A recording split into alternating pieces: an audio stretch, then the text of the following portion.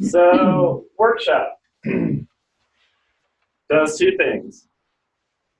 It gives students two grades. The first grade is their grade for their submission. So how well did they respond to the assignment that you gave?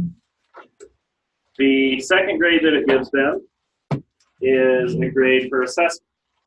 How well did they assess their peers as part of the peer review? So Workshop is first and foremost a peer review tool. It's designed to collect assignments that students do, redistribute them to those other students, have them grade each other based on a common rubric, and then give them these two grades, a grade for their submission and a grade for how well they assessed other students using that common rubric. So this is a task that is not available in any other learning management system or any other module that I'm aware of. I've never seen any other tool to do this. So how many of you in here have done peer review before? Anybody done peer review? How do you do it? What's your... I basically pray. I have a form I have them complete. I have them post the papers into the discussion board, and then they go to the person and post their replies and response. That's a great strategy, and it's a great way to track it and to keep it all in one place for the students. And you could even track how well they're assessing one another. You could use a rating, for instance, in that form if you wanted to. Yeah, that's a great tool. Anybody else do peer assessment? How do you do your peer assessment? I use Workshop. You use Workshop, okay. So you know how this works. Well, kind of. That's why I'm in here. I trained for 2 years. Maybe I'm pretty forget. Yeah. Well, once you get the big picture, it's easier to understand the little components. It's the little components you forget those sometimes. Right. Yeah. Or where those little components are at. Yeah, which where piece they're at. yeah. Yeah. I finally just had to do it. How do you do it manually? How do you manage that? Well, I give them a rubric. Then they, watch the presentation.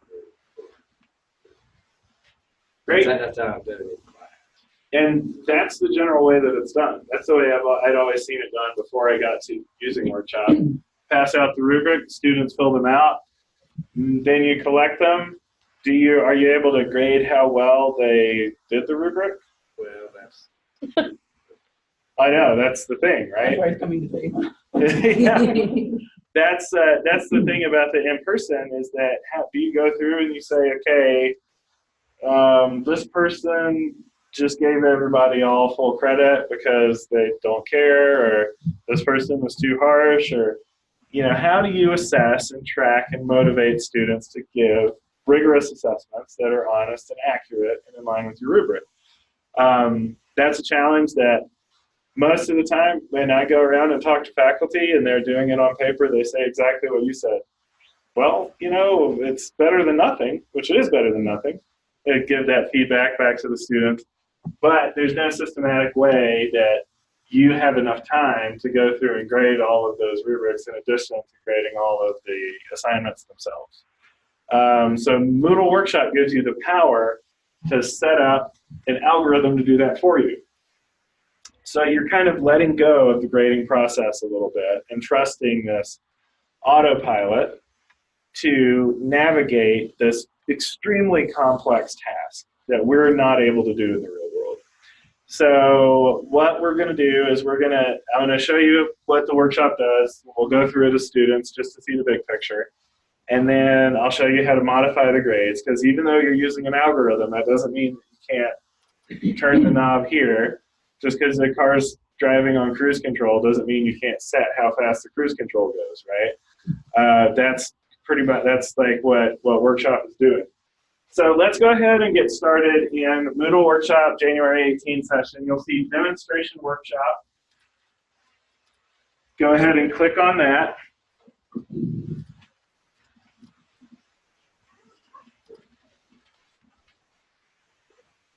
Sorry, I'm going to have you refresh once you click on it because I was not in the submission phase. So, what you should see is before you go into giving your submission, I'm using a setting that's forcing you to assess example submission. So you'll see that submission phase, so those boxes up there. And then down below that, you'll see example submissions to assess. So go ahead and click Assess under Assignment 1.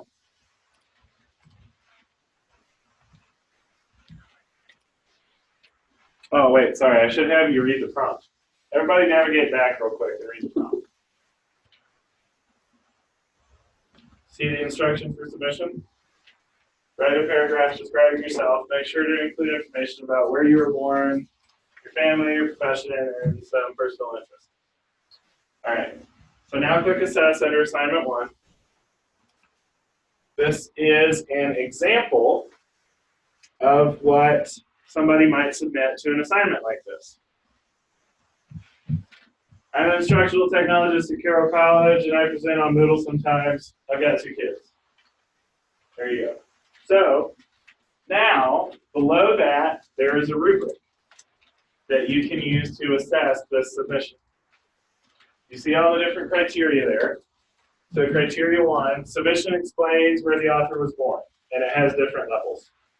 Go ahead and select the one you think best describes that submission. Criteria 2. It's going to ask you submission explains details about the author's family. Select the level you think the submission meets. Criteria 3 asks for you to assess whether or not the author describes their profession. Select the level you think best fits. And criteria 4 asks you to talk about personal hobbies and interests. Select the level that you think best fits the submission.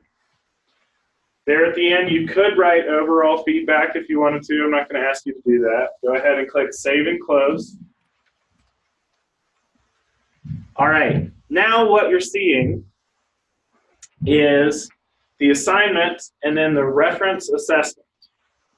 The reference assessment is the correct assessment. Then you'll see your assessment below that. Compare the two. Did you assess this assignment correctly? I don't know. Did you? So what this is doing is this is giving your student the chance not only to see what the rubric is and to see an example of what an assignment submission might look like, but to compare your application of the rubric to the teacher's own application of the rubric. Because as objective as we try to be by using a rubric, we like to think, oh, a rubric is really straightforward. There's only one way to apply a rubric. That's not quite true. People apply rubrics in different ways. This step, before getting into the workshop, explains to the student, this is the rubric, and this is how I, the teacher, apply the rubric to an assignment that you need to try out. So it guarantees that the students not only looked at the rubric, but has seen you apply the rubric as well.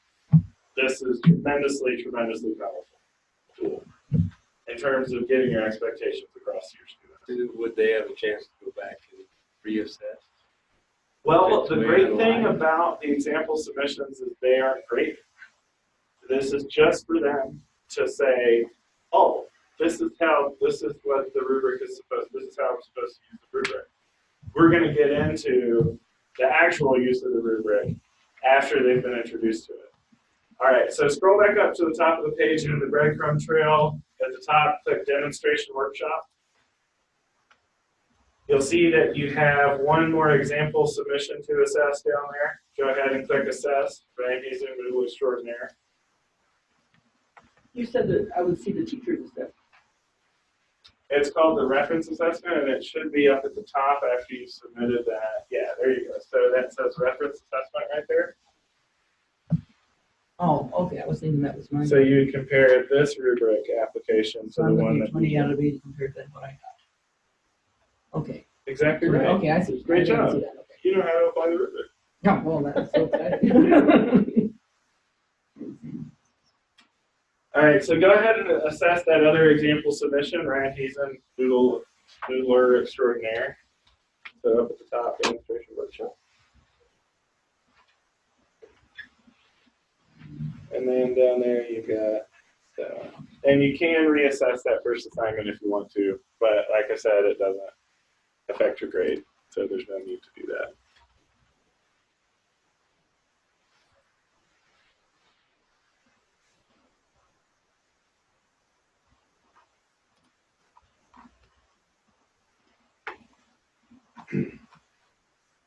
So you'll notice that this is a very different assignment submission. Substantially better. Now we've established a range of possible responses. You know, as the student, that if your submission looks like that first one, you're going to have trouble.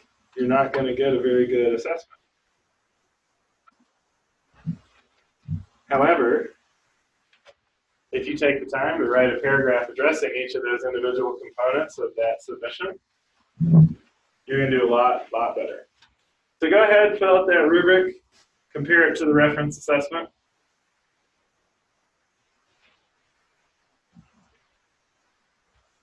See if you did well.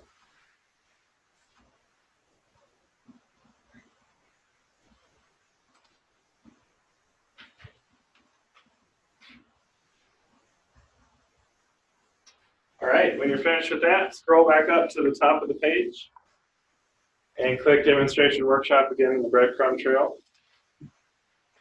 Now, what just happened in this classroom in 15 minutes? It's 1:15. We started at 1. But not yet, kids. I do have kids, yeah. 2 of them. They're amazing One of little my grades kids. is wild. What? My grades is wild. Yeah. So in the first 15 minutes of this in-class session, we've managed to make you apply the rubric twice to 2 different assignments, a positive and a negative example, before you have submitted your attempt at this assignment. That is no small feat with students. Because we all know, how many times did your students look at the rubric for your assignment before they tried to submit it? Right. I mean, we teach submission for the students 10 times, say, in a class of 10. Yeah, but before they submitted it, I mean, Never seen it. probably never seen it. We need to have them not just see the rubric, but engage in some really rigorous analysis of that rubric before they even start writing the paper. This is massively important. That's the whole point of a rubric. Well, there's more points than that to a rubric. It saves you the teacher time and grading and gives them some, some colored feedback that doesn't take as much time for you to like write out or mark up a paper or whatever. The rubric saves you a lot of time on the back end. But primarily, your students ought to be familiar with that rubric before they ever attempt the assignment. Even if you give it to them, they don't necessarily look at it while they're writing their assignment either. So this forces them to. Yeah, and not even that. Like you could give them the rubric. You say the rubric's on Moodle. Make sure you review it before you do your assignment. You don't have any guarantee that they did that. And I have a lot of faith in students, but I do not have faith in them to look at a rubric before. It's just not a realistic expectation. So taking the time to do this in class, I submit to you, is an extremely effective use of 15 minutes of class time to sit down and go through a process like this where students have to encounter the rubric. I would say that is your return on an investment on that 15 minutes is tremendous compared to almost anything else you could do in the classroom. So I always say, have these example submissions, do it with the students in the classroom, ask them questions about the rubric, have them ask you questions about it. This is what they need to learn. This is the core of the thing that they need to do. And we just managed to do it with workshop in 15 minutes. And now we're on to doing the next thing in classroom. What about a totally online? Yes. A totally online class, they're going to be forced to go through this process before they can upload their submission. So the way that this is set up and the way I'll show you to set it up is going to be just like what happened to you, where they have to assess those example submissions before they go in. It's not quite as good as doing it in class. Like online learning is great, and we can get to the same kind of rigorous cognitive activity, but I would just say do it in class too if you have class time. If not, you're going to get the same results. But you're going to want to make sure that students understand how the workshop tool itself works, because it can be a little bewildering.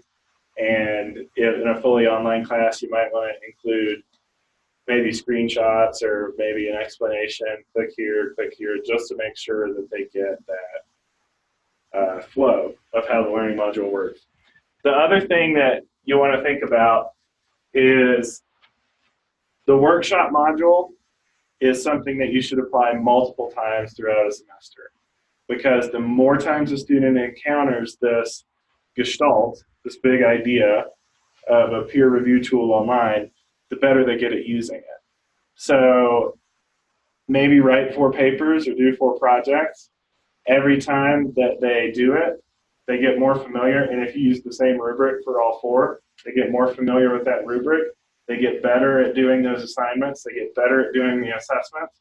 And by the 3rd one, maybe you don't have to have them assess example submissions because they're already familiar with the rubric, and you know that they are familiar with the rubric. So this sort of iterative process is what Workshop is meant to provide to your students. On the same vein, I wouldn't end at Workshop. And I don't personally, in my freshman seminar classes, I don't end at Workshop. I have them, when they're done with the workshop, revise based on the feedback they get from the students in the workshop, and then submit to an assignment, their revised assignment, after we've done the whole workshop. Because otherwise you don't close that feedback loop. It doesn't make any sense. And it doesn't make any sense to give somebody rigorous feedback and then say, okay, we're done, I gave you the rigorous feedback. No. You need to go and redo the assignment and incorporate the feedback into the final version. That's how we do things. That's how we get better at things.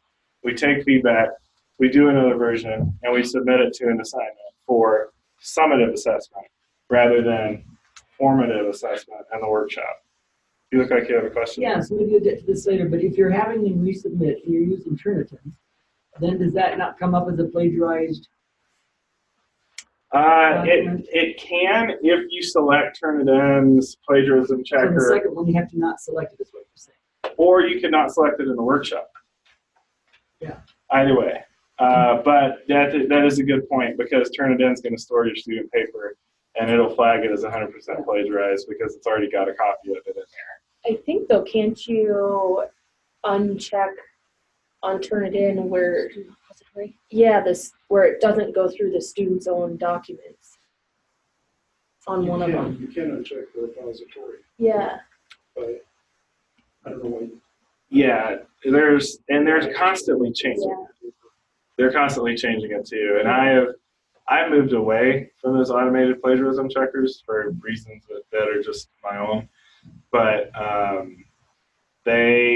it is worth knowing that it can get flagged, and I think that you're right that in the latest version you can check against the student's own papers. So that's but here's the other thing: if you don't use Turnitin, if you use Turnitin, because Turnitin is built into the workshop, and we'll get to that. But if you use Turnitin at the workshop phase, then you probably don't need to use it for the summative assignment at the end. So you could just use Moodle assignment and put the same rubric from workshop into the Moodle assignment.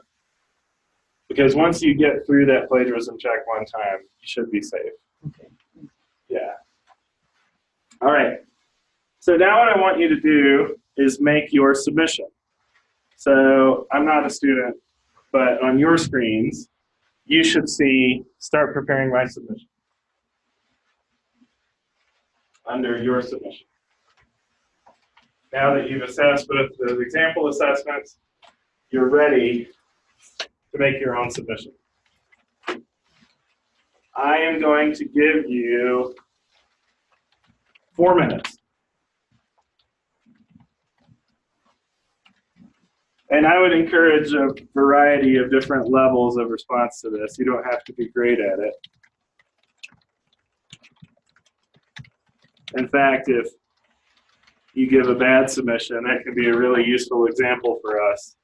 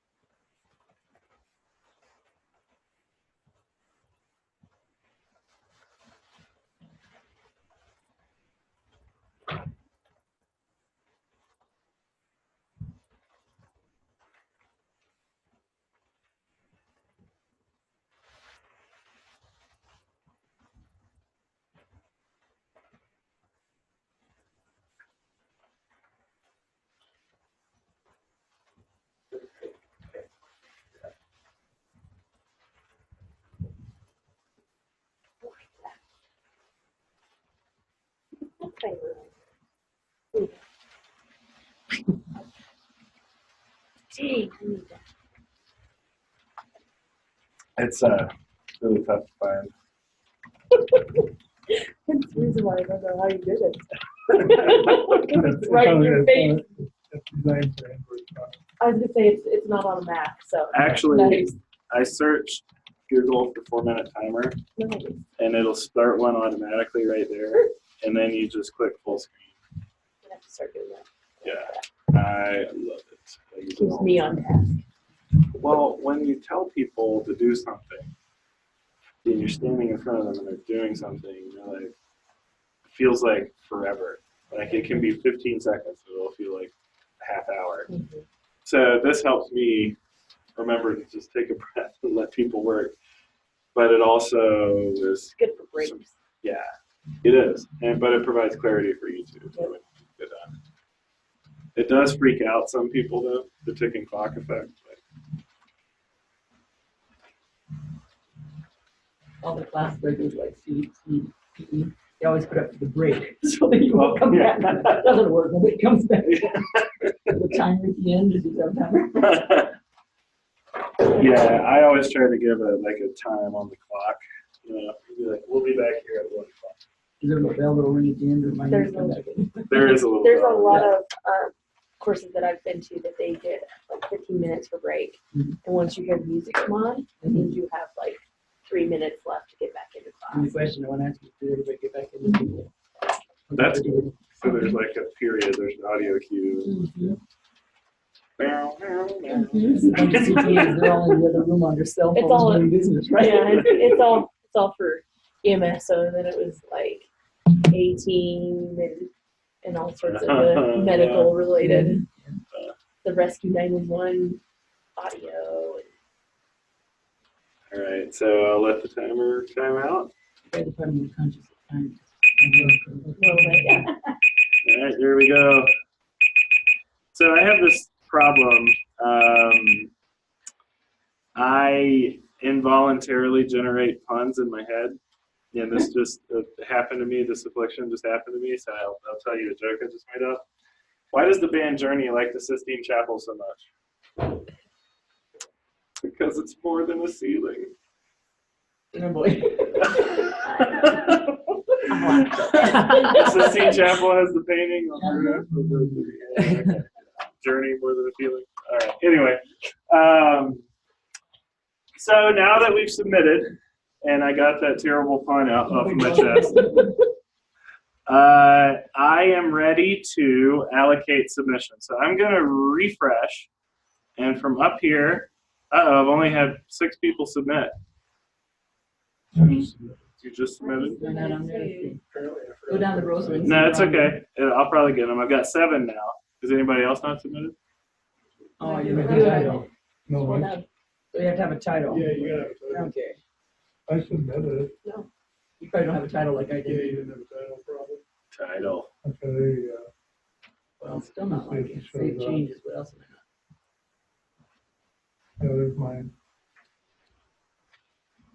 Let's see. Who didn't submit? I did, and this is what I do wrong. Your Let's see. Friday. Oh, yeah, I'm there. Mhm. Everything. There we go. Okay, we're all good. All right, I have got 10 submissions, and it tells me that right there. This is really helpful because you can, at a glance, see not only how many submissions you got, but you can scroll down and you can see who submitted them. So at any given time, you can see, okay, here are my submissions. All right, now we're going to allocate submissions. We're going to decide who is going to evaluate who.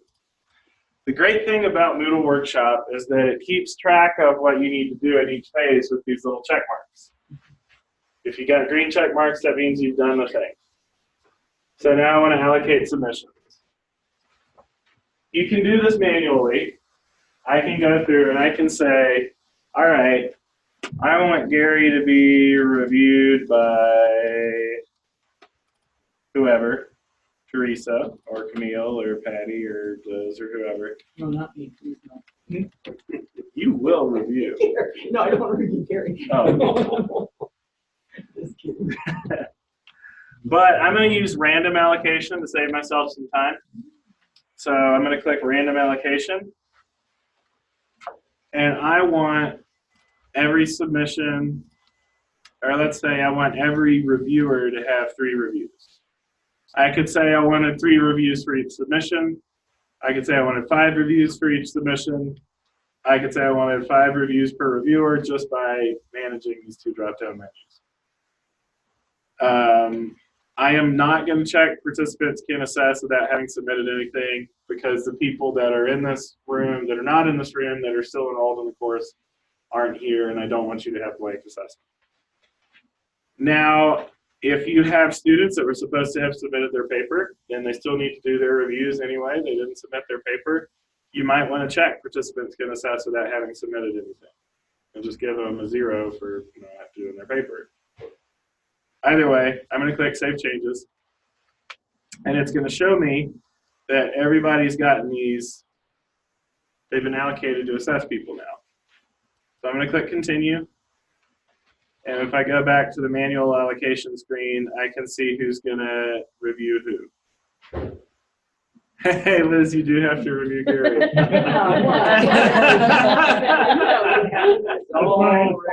Yeah. I know you rigged something up there. Yep, I rigged it up. No, that just happened randomly. But if I did think that it was inappropriate that you review Gary for whatever reason, I could just click this trash icon here and get rid of you, and I could allocate somebody else to be Gary's 3rd reviewer. And then I could go to you, and I could say, over here, these are your reviewees. You see Gary's in this list over here. I could add another reviewee for you just to even things out. So if you want to, you can switch things around to keep people from reviewing other people that are on their team or in the clique or who are in relationships or whatever it is. So you don't want to have, if you're not a slave to this, you're in control.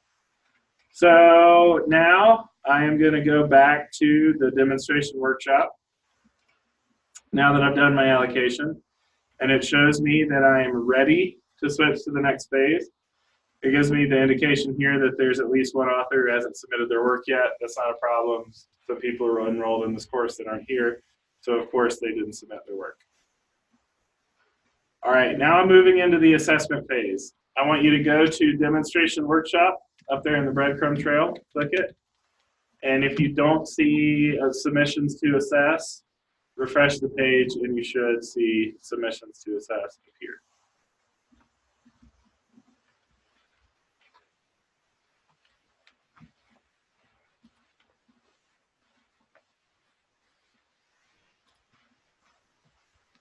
And just start assessing those submissions. So you'll see the people that you're going to assess, and there's a little assess button below them. Go ahead and click that assess button, it'll open their submission.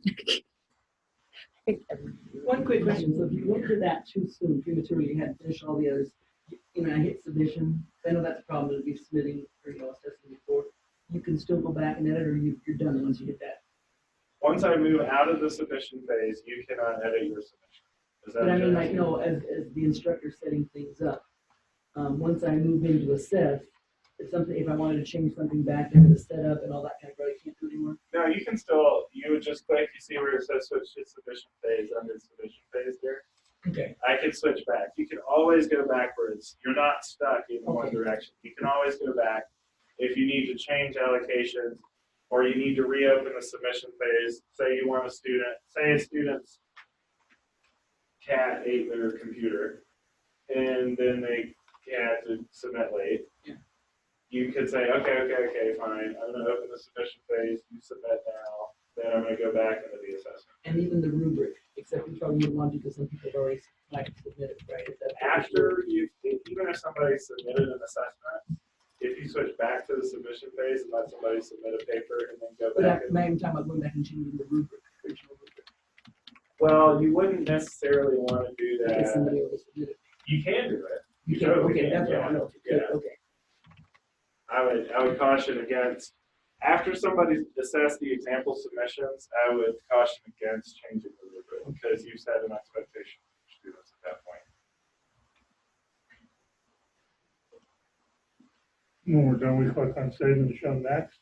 Yeah, and it'll take you to the next submission. You can also, in that overall feedback section at the bottom, you can type open-ended feedback. You can say, hey, you know, you met these criteria, or I gave you the second one that because you said you were born in North Carolina, but you didn't say which city or something like that. You can add subjective feedback for them to incorporate in their revisions.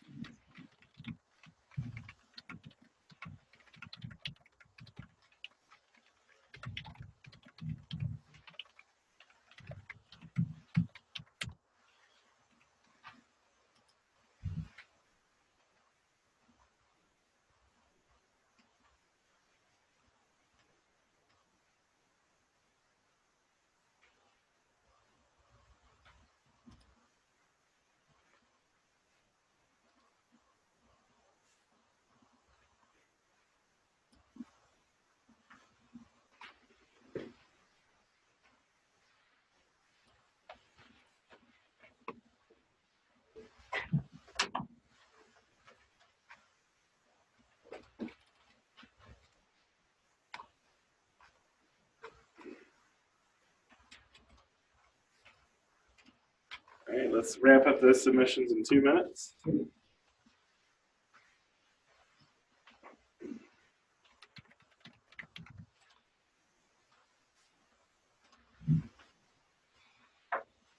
Will the phases advance as each student does what they need to do, or No, each one? no. Well, you can say automatically advance them. So what we're going to do is we're going to finish participating as students, and then we're all going to set one up in the second half of the workshop today, and I'll address that when we come to it. The short answer is no, you have to manually do it, or you have to schedule it to happen at a time. So students can't move into the assessment phase until everybody has completed the submission phase. So if your deadline was at 11 o'clock at night, I could move the schedule for the next phase at 11:15. And everybody is zero. Well, they get a non-grade. You have to go in and put a 0 into gradebook. That's a Moodle thing. It's just the way it always works. But you can set your gradebook to empty grades or zeros. But that has the unfortunate side effect of making your students start with a 0. So when you get to the midterm, if they've done half of the assignments and gotten perfect scores, they still haven't half, which American students are not tolerant with that. So. Apparently it's okay in Asia, but not in the West. But if you have a kid, then show great. That's correct. Yeah. Welcome to class. Well, Could you imagine? I've seen that creatively done where the object is they've moved away from, oh, wait, no. I just ended the recording. Uh-oh. Okay, I'm going to save it, but then I got to start it over. Guess what? You can put them together now. Camille can fix that for you. I got it. Camille, can you come and do that? Sure. Okay. Oh, I know nothing about usual, actually. Oh. Well, would you mind grabbing Yeah. Okay. Johnny? Yeah, okay. I used to. I use Zoom too. Yeah, I don't like Fuchsia. I love Zoom. Zoom's so much easier. Was there one we used? We used to use WizIQ, Yeah, it was like she was. and we ran into a ton of connectivity issues with that one. I found Camtasia Relay is really good. We used that for a while at Carroll, but it just got too expensive to license it. But the what were we talking? I was going to say something else about what we were talking about before. Oh well, must not have been that important. So do students, in your experience, express frustration with the rubric? Because like here, and this one I noticed is it says, say something about your family, and Gary, who I knew would be extreporous, said something about his parents and stuff, but nothing about his kids. Oh. You know, and so, but if I were just the reader, I wouldn't know that, but knowing that I know that, then do they ever say whether it's done something going on? A lot of the ones when people are kind of in between two things. That is a great thing for a student to say, because it indicates that that student's paying a lot of attention to your rubric and critically analyzes what I have run into is that I use a rubric that's common to our whole institution for writing. And so I say to them, I can't change this rubric because you're going to encounter this rubric in another class later on. And it's been an academic committee, which we all know how academic committees are. And once you get something through an academic committee, you don't want to mess with it. So I've said it's been through committee. What you should do is, as a student, say, this part of the rubric is deficient for this reason. You write it up, you get a few other students to agree with you, we'll submit it. And then at that point, you've gone to a whole other level of critical analysis of the evaluation tool, and then you've gotten them involved in the campus community, and then they're contributing to the life of the college. So it's a home run. If the student comes to you and says that, empower them. That would be my... You're good to Yeah, start. the other one was, Okay. I didn't, someone. Of course, I just don't know where. So that you can get zero, right? Well, she said, I don't have it. I'm like, not answering the question, not saying you don't answer it, you're not gonna answer the question, it's not answering the question. Yeah. So like, So you just put tell the right me, information. yeah, tell me your interest, or tell me this, like, I don't think so. I did that deliberately. We don't I'm think thinking in the mind of my students and I'm like, not gonna tell you that. So it is true that I created this rubric out of nothing with fairly little consideration for these items, right? I said, I need to have a rubric for us to use. And so, yeah, there are deficiencies in the rubric. Oh, well. Oh, well. that's one where you would make sure that your students understand if another student or that piece of the rubric doesn't comply, they would, like that one example, they would get the lowest mark, and then you would have to give them some feedback and say, I gave you some Of course, if feedback. you give those two sample ones you do, they should catch it on that too, so. Right. And if you have the opportunity, if they have the opportunity to look at that rubric and they can say something beforehand, you can always modify the rubric in response to the student's discussion of it. And anytime, like I said, anytime the student critically analyzes your rubric like that is a home run. Then you've got your student's brain doing what they need to do, and that's great. So now I can look and see who graded who, what all the grades are. The great thing about Workshop is that I can tell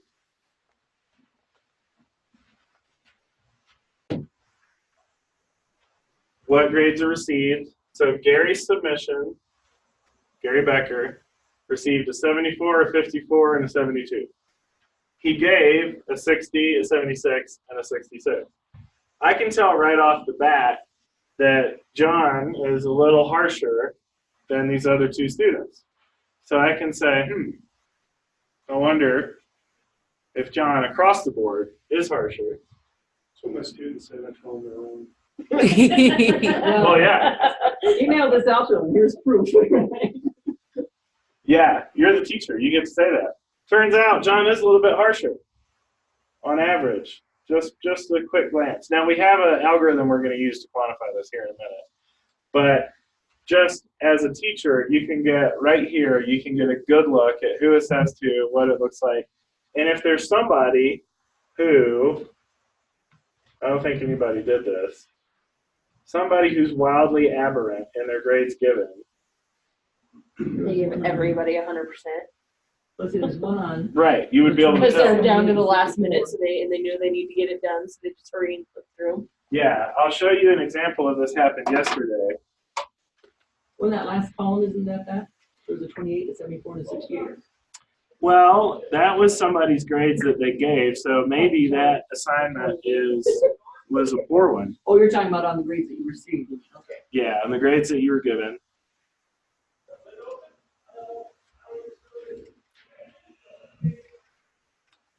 So I noticed this yesterday, and I picked on Kelly mercilessly about this. Kelly gave everybody a 0. I was like, Kelly, what's the deal with that? And she was like, well, oh man, I just picked the top one. I thought the top one was the highest score. I just wanted to give everybody 100. I was like, I would have noticed that too, Kelly. So yeah, so just right there, you can tell what's going on with these grades. All right. So now I am going to switch over to the grading evaluation phase. I do that by clicking up here at the top, switch to the evaluation phase. And you'll notice that there are, next to each score, there's a parentheses with a dash in the middle. That is a non-grade. That is where the student's assessment grade will show up for that particular assignment. Basically, how well did they assess it? Take a close look at this first submission. We talked about John being harsher than these other two. I am ready to calculate my assessment grades. I can be very lax, very strict, or very strict. Let's start out very lax. Click recalculate grades. Now, I can tell that the grades received for this Gary Becker submission, the highest is Liz. Because what Moodle says is it looks at these grades and it says, well, dang, there's a pretty wide spread. There's a low one and there's a high one. So the most reasonable thing for me to do would be to give the full 20 points of credit, the highest is for this is 20, to the middle one. Because that demonstrates, some sort of, it wasn't overly generous, it wasn't overly harsh. That's the best grade. Next lowest grade is that 19 for Russ because he was too high. The next lowest grade is 17 for John. Why does John have a 17 instead of a 19? Why is his grade lower? Because he's too harsh. Because he was way low. He was very strict. Way low, right. Yeah. So he was further away from the mean assessment than Russ was from the mean assessment. He was further low than Russ was high. Does that make sense? Mm-hmm. So Moodle is automatically going to give students grades based on their closeness to others.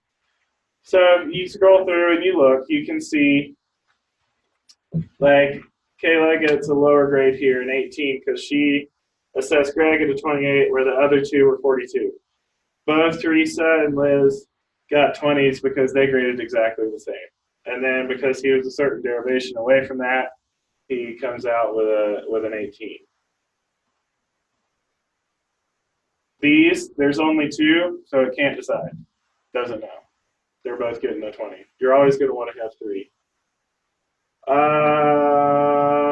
All of these are exactly the same. That's amazing.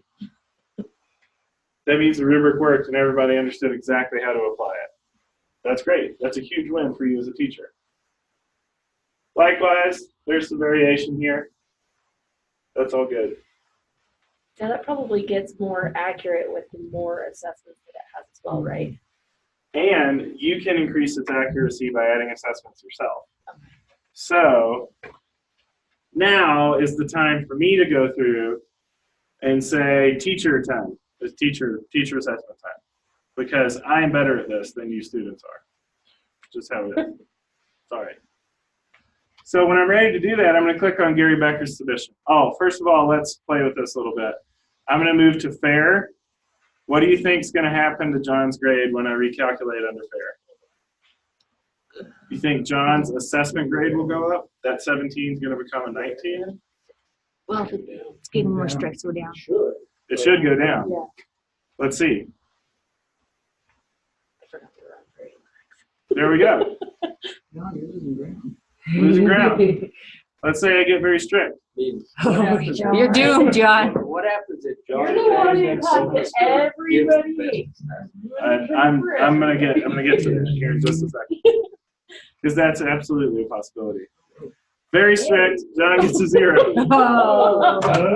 Riddle. Very strict compared to the others. Right? Very strict is compared to what Moodle has determined as the reference assessment for that assignment. Yeah. So, You gotta turn your next one, Joe. yeah, Liz is still the best assessment. Somebody's got to be at the top. I don't- But I can change that. 'Cause I'm a Oh, teacher. yeah. So, Involve Gary. I want to submit my own assessment of this, right? So I'm going to click, okay, check it out. Here's Gary. I'm going to click assess. So I'm going to say, I'm going to be pretty harsh. Good call. I'm going to give him the second one for each one. I'm going to give him the open-ended feedback. This is Professor Hazen. You stink. Yeah, You stink. terrible work. You did all the same assessments I did, so. You are a disappointment I'm to really your gonna do that. family. All right. I don't remember that part. Now, I am going to say that my assessment has a higher weight than the student's assessment. So here at the end of the form, I'm going to say I want mine to be counted 5 times for every 1 time that a student assessment is counted in that averaging process. So in determining the submission grade and the assessment grades, this assessment that I've just put in, the numbers, are going to go in 5 times to the average for every time that, so there are 3 student assessments in the average, there are 5 teacher assessments in the average. So mine has the heaviest weight. I've told Moodle unambiguously, this is the correct assessment. And not to get too complicated, but it also indexes it to what I've ticked specifically at different criteria. So your assessment grade is going to suffer. You could come out with the same point value, but if you ticked something differently than I ticked it as the teacher, like if you said that criteria 4 was the 3rd level, whereas criteria 1 was not, but I picked the inverse, your grade would still suffer because you were off by, so it's more than just the number. All right, so I save and close. And now let's just make it very strict still. So currently we have John at a 0, Russell at a 7, Liz at 20. Now I'm going to recalculate grades. Oh. I haven't Sorry, recalculated we yet. calculate, Yeah. Never mind. Look what happened. Gosh.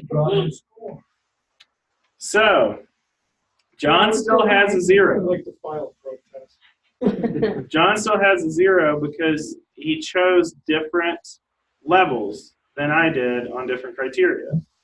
He didn't assess that he gave points on one criteria where I didn't, or didn't give points on one criteria where I did. Liz is still hanging on barely with a 5 because somewhere in there, she chose exactly what I chose on one of the criteria. I think you changed mine, because I chose exactly the same as you on everything. I'm just kidding. There's no way you did that. So I'm going to go back to fair and recalculate grades, and we're going to see what happens here. So that looks a little more, that makes a little more sense to me, that distribution. That is, I think, more fair. So my assessment's been weighted at 5. The other people have been penalized or rewarded with respect to how their assessment compares to mine. I could also, let's say I want to get rid of this. I'm going to weight it to 0. I'm going to recalculate grades for fair.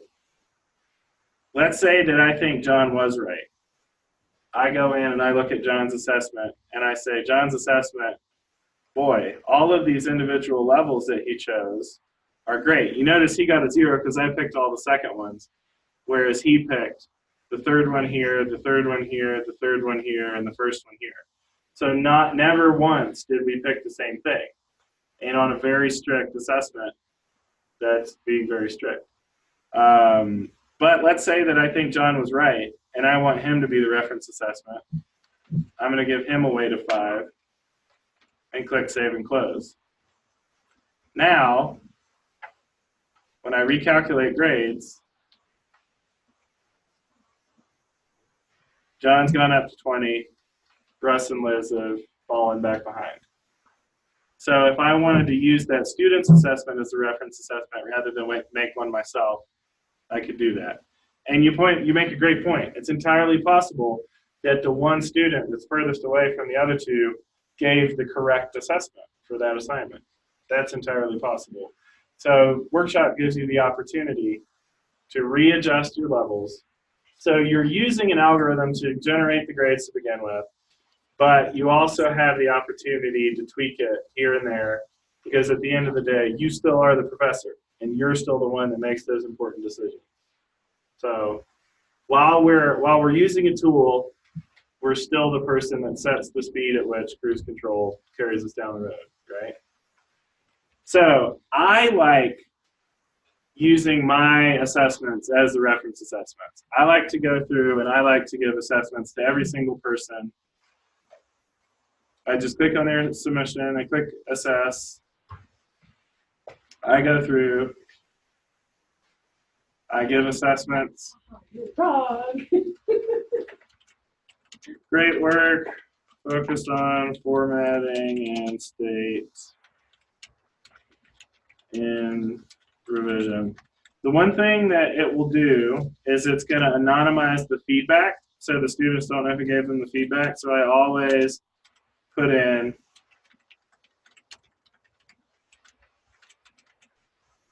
that it's me so that they know that this is the teacher's assessment. Pay attention to this. Learn from the other students, but also pay attention to this one because this is the correct one. Wait 5, save and close. And then we'll see here, I was more generous. So when I click recalculate grades, you're going to see the other grades go down accordingly in comparison to my assessment. So if you go through and you assess every single one, you put your feedback in, like you would do anyway with a student. The rubric saves you time in doing that. You can give them open-ended feedback. And then once you've assessed everybody, you click recalculate grades, and then all the students' assessment grades are going to be created with reference to your assessments inside of Workshop.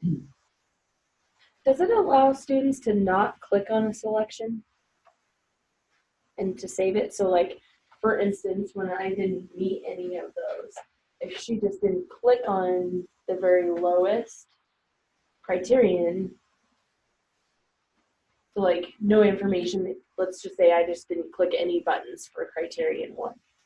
Will it still let them submit without having that one selected? We probably always wanted to root have that, right? Correct, but if the student doesn't select it because they didn't do it, Yeah. So you won't let them go on. I Perfect. just clicked submit, so you are forced to, for each one. And they'll get this little red text here that tells them they have to select one. Do you normally weight yours 5 times? It's generally when I have groups of 4, one student that submitted the paper, the other 3 that assess it, and then my assessment. I found that the 5 weight in that scenario puts my assessment weight appropriate relative to the other 3 assessments. I like that spread because I know beyond a shadow of a doubt that mine is the most important. But it's not so important. It's not weighted 10 times, so it's not unnecessarily hammering the students. And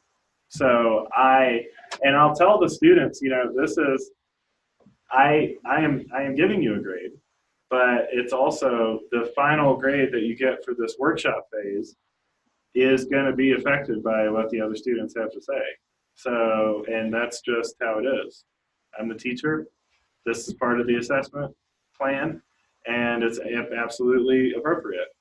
The other thing that I do is I take this assessment, like I mentioned, I have them submit to an assignment afterwards. So I put the grade for assessment and the grade for the submission into their own categories and weight them less in the grade book relative to the final submission, which is just me giving feedback. So I say, look, your final paper, the grade, I'm going to give you the grade for the final paper. But you are going to get a grade for this rough draft of the paper that is a combination of what I've said and what other students have said. And that's entirely appropriate. I've had students argue with me about that, and I've explained to them, this is part of my assessment plan. I built this in. This is intentional. If you can't have the other students give you a grade, like, that's just not, you're not understanding what we're doing here. Right, yeah. And I want you to be able to reach the other students as well as reach me, and you need to take that into account. Together, everyone achieves more. It says it right there on the wall. So, and that's an ethos that I want to instill in my students, especially in the freshman seminar class. So I say, yeah, yep, your grade's going to be affected by what other students think your work. Grow up. Welcome to the real world. But by the same token, if somebody's just grading and doing a lousy job grading it, then their assessment score is going to come down anyway. So That's correct. They're great. and when you Going put the down two if they're together, not. then yeah. And I say it's not like if somebody gave a terrible, like, okay, in Kelly's case, I can go in and I can say, well, this is clearly way off. The other students, if I look at that, I say, okay, we've got zeros here, and maybe I want to find one that she assessed, let's see, as a 0. So here she's got a 0. She gave Karen a 0. Poor Karen got a 60 and a 68 from these other two students. But she got, all right, now let me find Kelly. Where's Kelly? Kelly. There's one right here. So Sharon got a 62 and a 72 from these other students. I already did this yesterday as part of the demonstration. I can go into Kelly's, and by the same token that I could have said that hers was the correct assessment, I can weight her assessment to 0 and take it out of the calculation completely. So if there's something that's just way off base, I can come in here and remove it from the calculation by weighting it to 0, save and close, and then I go down here and I see that, and because I recalculated all these grades yesterday, Sharon's grade, let me get into the grading evaluation phase here.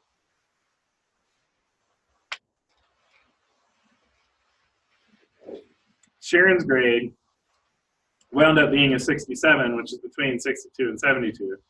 If I had this weighted at 1, this 67 would be much lower.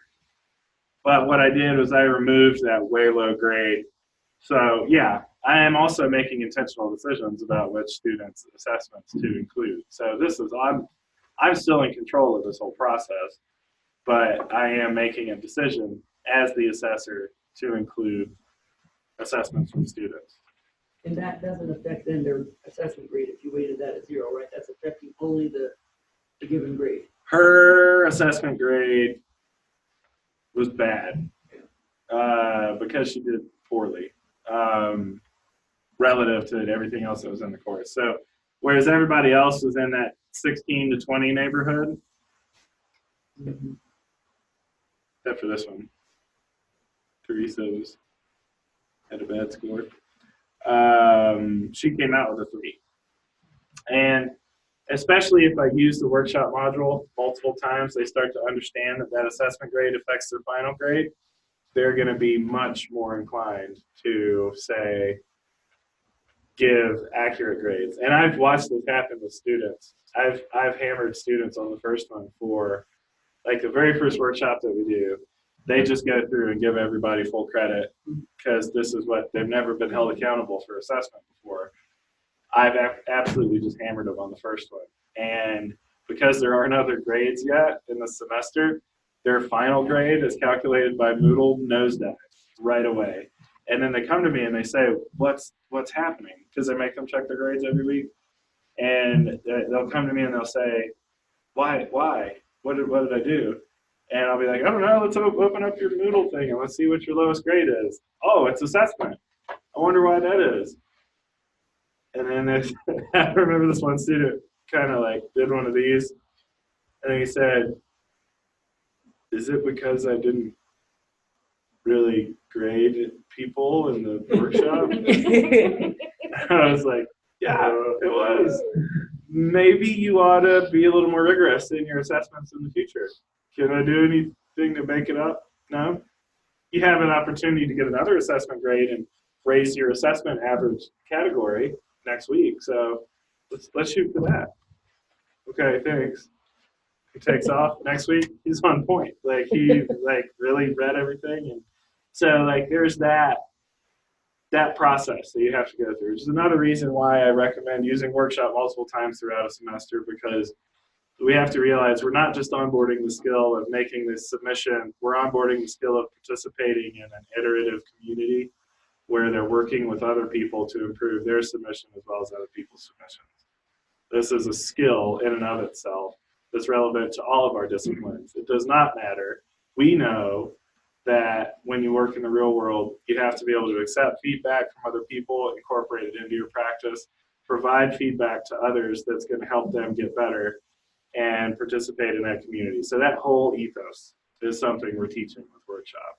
So just unapologetically harp on that. After you started this, did you see your course evaluations fluctuate? Now if they know how to read and assess properly? I no, but my course evaluations are generally quite positive. So it didn't suffer and it didn't improve. It was, yeah. Oh, yeah, well, I'll tell you what I did notice. The subjective part of the course the open-ended part of the course evaluations got longer. The Likert scale rating stuff is really consistent for me semester over semester. But after incorporating this, I noticed that the open-ended parts got more involved and they had more to say about the process than before.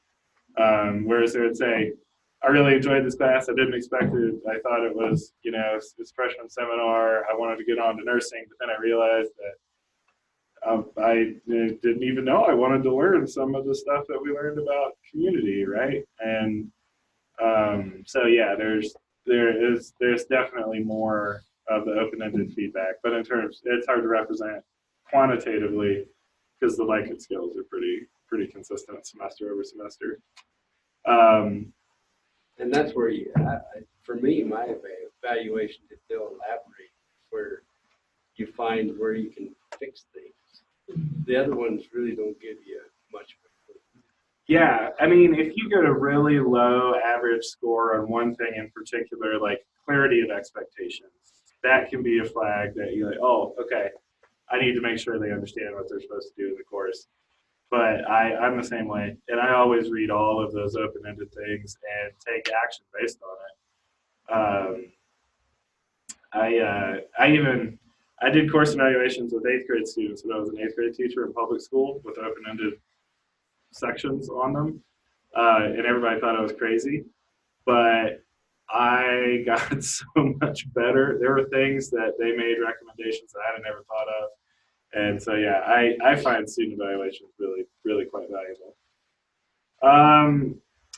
So getting back to the workshop, I've calculated the grades. Now I'm ready to close the workshop. So I'm going to click close the workshop. I'm going to get a dialog box here that says you're about to close. This will result in calculated grades appearing in the grade book. Students may view their submissions and their submission assessments.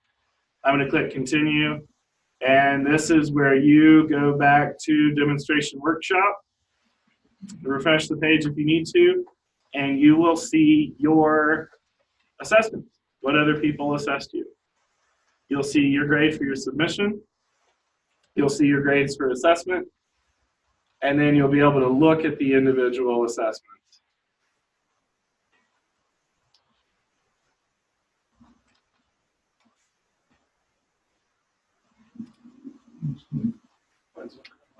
I'm getting restaurants. Yeah, mine are either. Stuck. Uh-oh. Here. Circle arrow that puppy up there at the top of the page. Refresh it. Oh. I'm still No. getting assigned submissions to assess. Still the grading phase.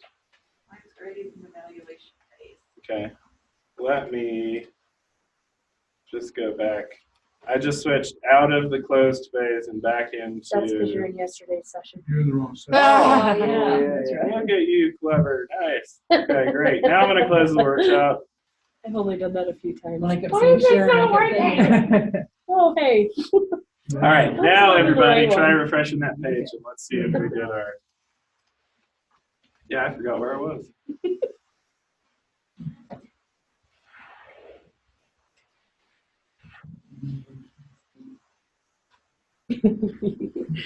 No, see what each one gave you. You can't see that.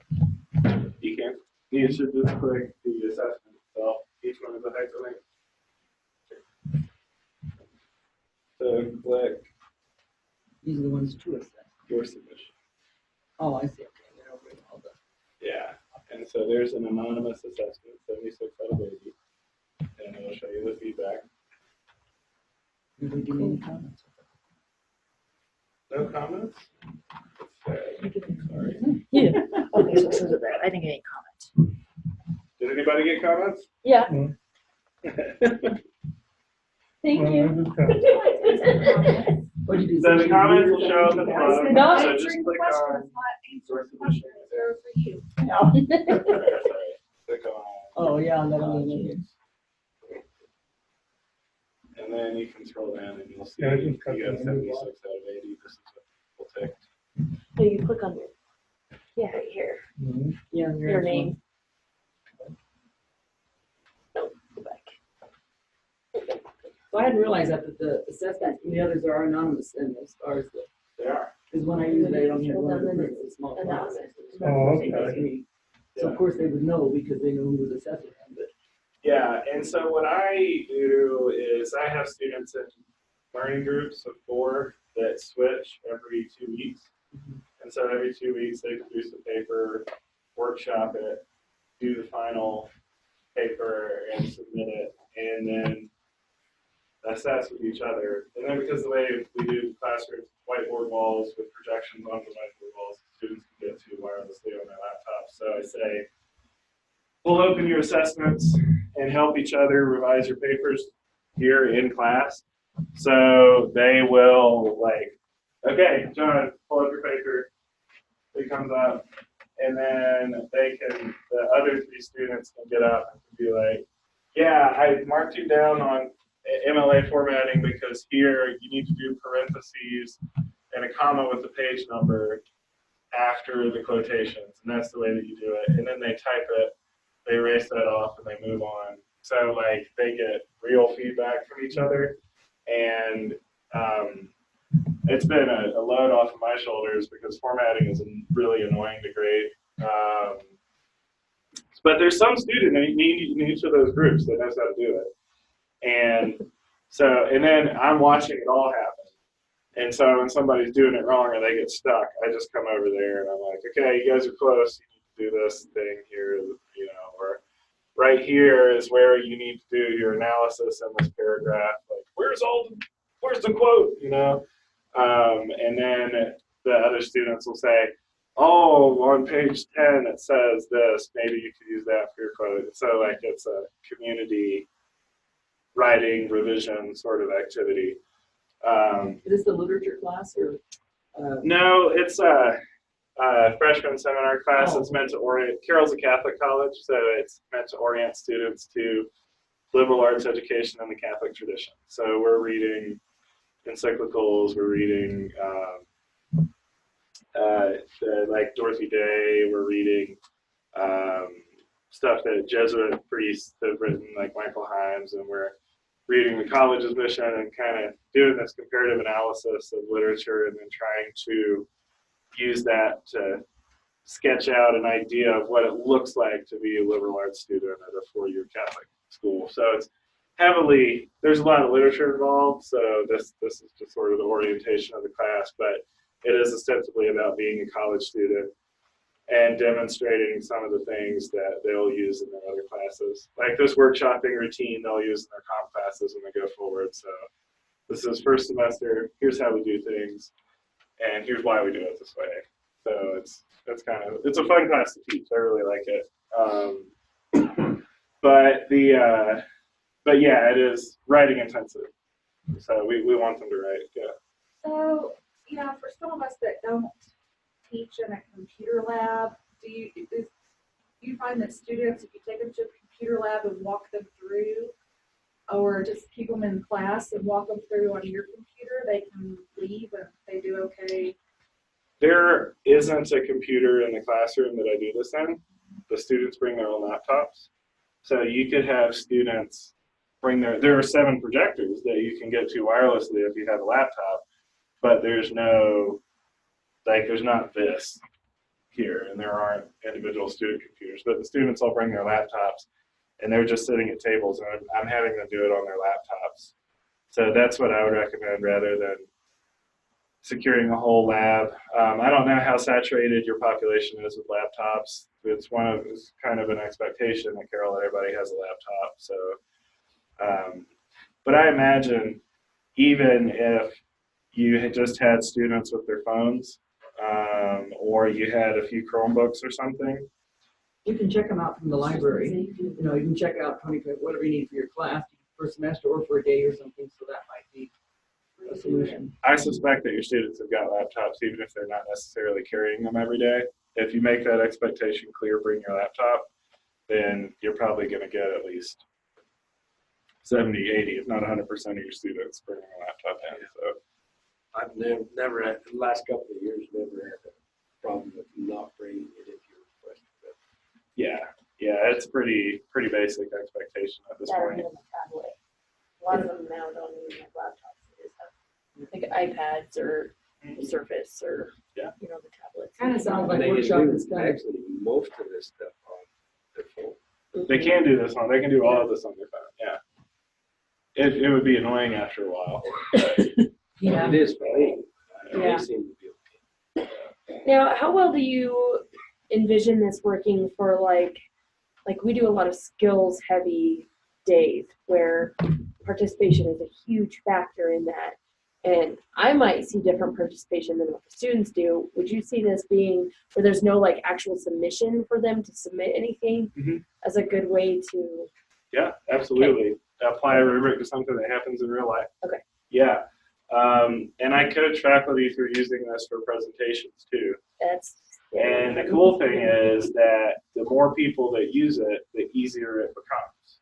So if I had everybody in the freshman seminar class do 4 workshop modules, now when I, as an instructional technologist, tell another teacher in a communications class, you should use workshop, all of a sudden, most of the students in the room have done workshop before because it's been a tool that I used with them as freshmen, or that not all of the freshman seminars do it exactly the same way, but a lot of them are now using this tool so that most of the students in the room already know how the workshop works. And when it pops open, they're like, oh, I know what we're doing. And even if the teacher doesn't, the students are like, oh yeah, this is how it works.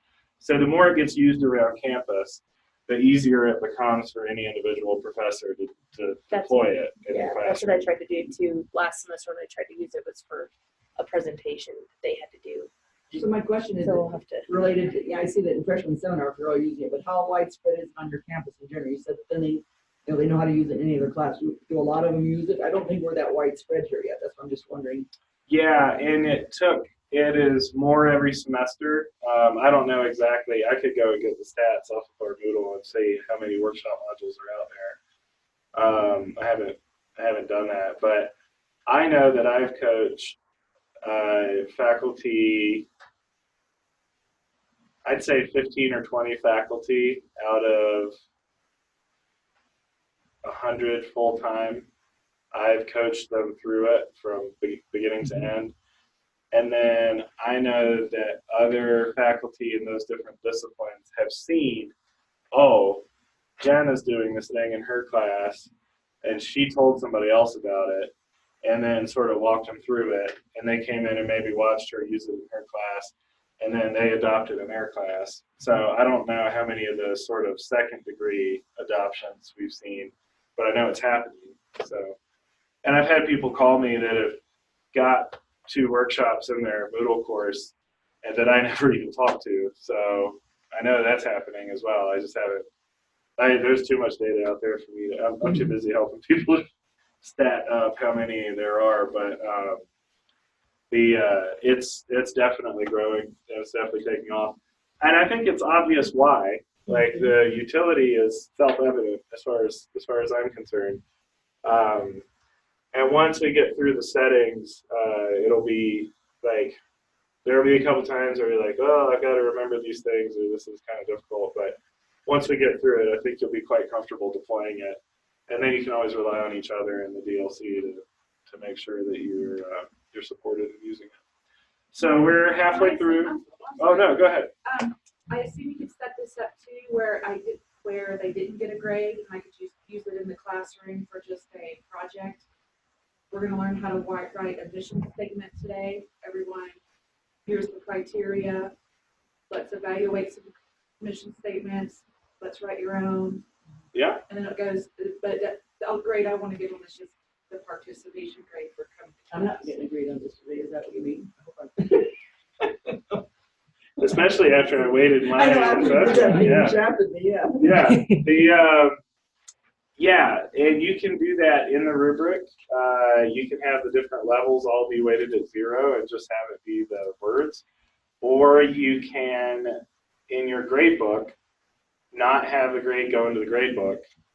Because they will want to see some sort of numerical representation of the semantic rubric. That helps sort of drive it home that some semantic levels are better than others. So I would have it generate a grade at the end, but then not. I bet you when you're setting it up where it says the grade, I bet you can switch it. I think you can switch it from a rubric to a different type of grade for the whole thing itself. You can. And so that's probably where you would choose that. You can also choose, like any other Moodle activity in settings. Yeah, you could do a scale. Yeah. Or you can do none, so that there's no grade at all. And this is common to all. So accumulative grading, just comments. I haven't played with any of these. I always do the rubric. But we can certainly deploy one. We're all sitting here in the second half of the course. And then you can set your grades, like if I wanted them to have 100, like for each of these. The default is 80-20. But if I wanted them to have 100, I could do so. Yeah. So that's how that works. Let's take a quick break. Be back here at 2:35. So we have 10 minutes. Does that make sense? Mm-hmm. Set your time. Yes, it Well, that's there. There's putting a lot of people in here, but we don't have. Yeah. Good, I'm glad. Oh, We have What were you saying? a team that runs it for the scenario. We have everybody else in the other room. So, as Carol's Moodle admin. So everybody that's in the other room You know, has to complete an assessment, or has to complete an evaluation.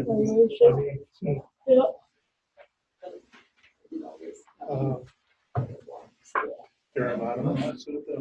I would almost say more of the summative than I know, but I was sitting there thinking, well, these. Well, So they're why I think because- in the formative, they can use it as a learning tool. correct, but they like to We get have our 3 or 4 like to get the immediate, oh, you forgot to turn it off, pause the scenario, take and turn it off. But you're not gonna get that immediate feedback. Because that's what we were doing with the debriefing. Right. They were saying it's not helping me any. I like it to be interrupted. I bet he has Fix it something. then, and then. Well, see, I thought because. Whereas the that's summative what- scenario, they can be watching, because we don't want them in the room watching either, The Okta Right. manages for the our summative application. scenario. And then they can So say, that's the Okta log. here, because the formative ones, you're not really grading them on anyways. It's learning those skills, So if I getting- go to- using the same type of a feedback, maybe overall for the day, kind of a thing. So let's break this up into three pieces. We have our summative on one end.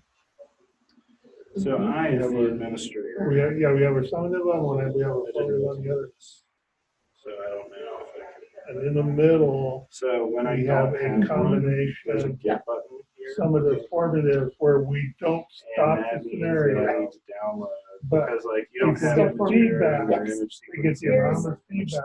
Here's initial, here's the first time Yeah, I we're wouldn't starting to say put you things to, together, practicing Right. these skills in a But it scenario. doesn't, I can't see Now we're this. getting ready Yeah, to so move it on might, to summative. it Let's see might where not you're at from these scenarios. or they might need With to those install it. Here's where you're So getting if we go to evaluated. H5P Right. website, The H5P And website, this piece yeah. here, we can be, is that how that works? Pretty strict. And then over here, we can be fair. over here will be fair, but in this piece here, we want to be a little bit stronger because we want to point I out want to Yep. share the results. the detail. Yep. And here's what else I was thinking too.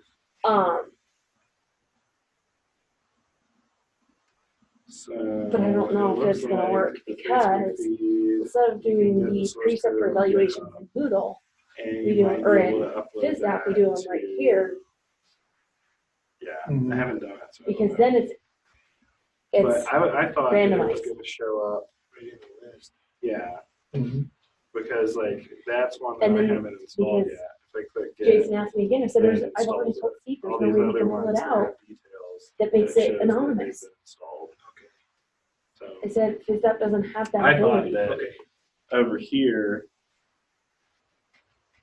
I said, the only way I'm gonna be able to do it is to come in and take I out thought if I were an administrator, 1,300 names off of papers, off of evaluation. but I don't I said, know. I don't have You guys the are time to do eThink, that. right? No. Okay, so I don't know what eThink's settings are. We host at Carroll. We don't have a host. But I'm, So yeah, I thought that if I was. Good I like that middle. Well, you must have held your, Yeah, exactly. Now, What? now, the only potential drawback in that little. But machine. my. Oh, is if no, you're in I- the You have your own scenario stamp. I- for 5 No, I years, scooped.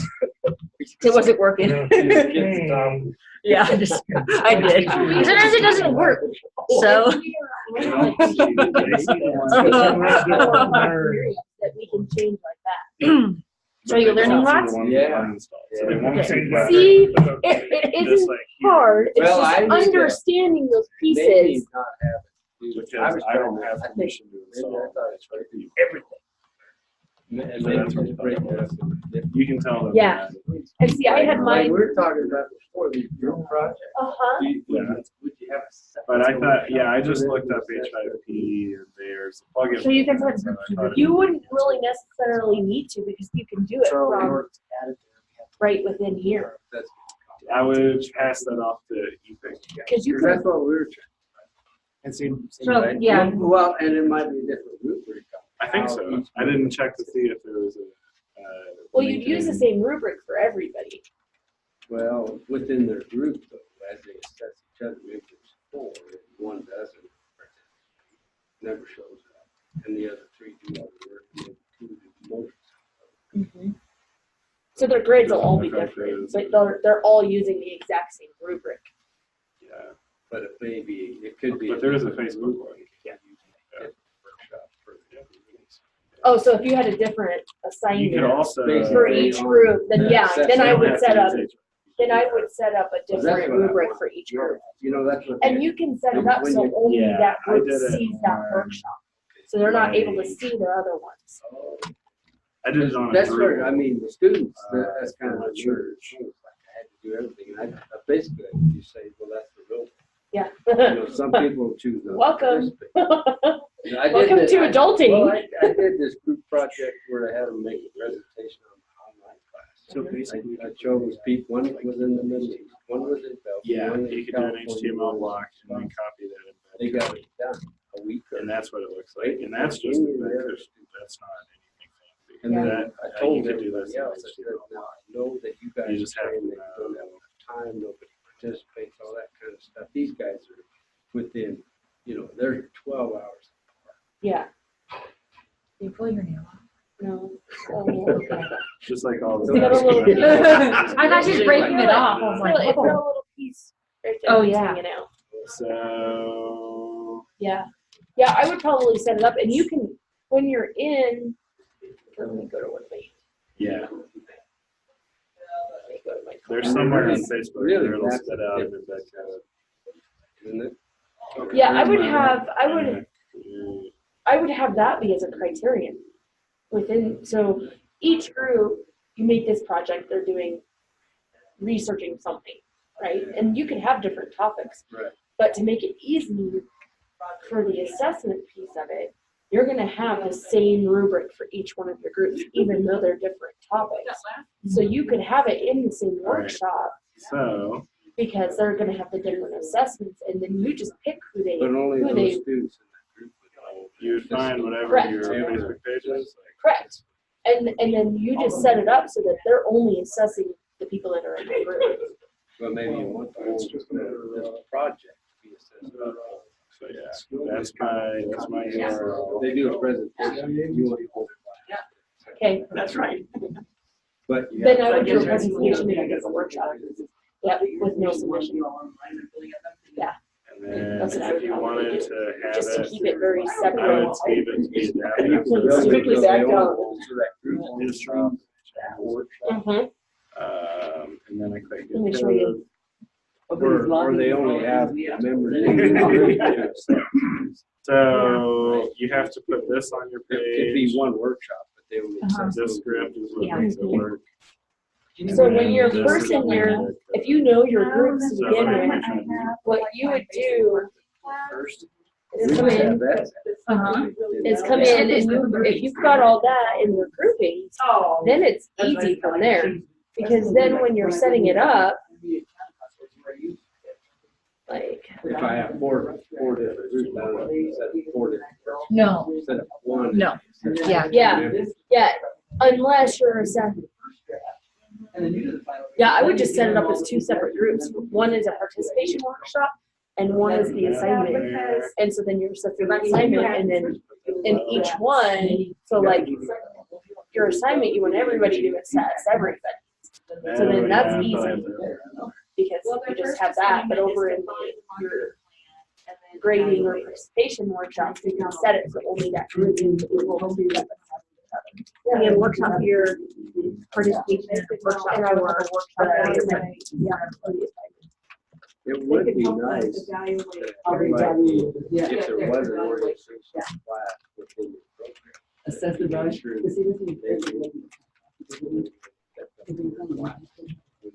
So let me show Part of the you. problem for me is explaining this. Yeah. So what we need to do for you is set you up and have it where, let me The show more you you use this. it, like you Yeah. said, the better you're gonna get. Let me show you my EMT class because I have a bunch of things that are kind of like that right now. So my students, because of the nature of this class moving so fast and it only being one semester, they have a bunch of documents that they have to turn in that has just become a nightmare to get the authorization for them to be able to go into their clinical. So I've turned that into an assignment before they even come to class. It's open. So right now they can get into this and they have to start Yeah, here and each this one of welcome these. starts here block. And They have to go through like this welcome video and then what's online learning, So you course don't have to outcomes, say for what are you- expectations, communication, all that kind of stuff. But at the very end, I have how to navigate the course. So you can have workshop in there and you can have other little pieces in this one, or you can even build your another book with all So those yeah, Go there's do an resources HTML for blog them using that. on how to do that stuff, and they can't move on to, let me go. They can't move on to my syllabus until they make it through this start here book. Once they complete that, then they can get into the core syllabus and look at my syllabus. And they can't access the syllabus quiz until they review the syllabus. And they can't even get into week 1 until they have all of this done. Did you just use the restrictions? Mm-hmm. So like I just use the restrictions. If you could have them view your tutorial on how the Moodle Workshop's going to work and have it restricted, so they have to watch that before they can proceed to even into their actual Like, identify what they- that's what that last video was. Like, here's where you find things in Moodle. This is how my course is kind of set up. And here's where you can go to find just quick access to all of your assignments as a good reference if you want to do an assignment sheet or, you know, something like assignment tracker. But you can set it up and like see here, they can't even get into the pre-course paperwork until they watch my start here video. Because I don't want them to start uploading this until they understand what I need them to do. Yeah. So what we could do, you know, like if you just like a workshop, you know, we could do like a screencast on that. I can be your pretend student and I can walk through it. Well, this is what I'm gonna see, is what Mr. Jones has up here. And kind of like do a fake submission, show us steps, and then I proceed along.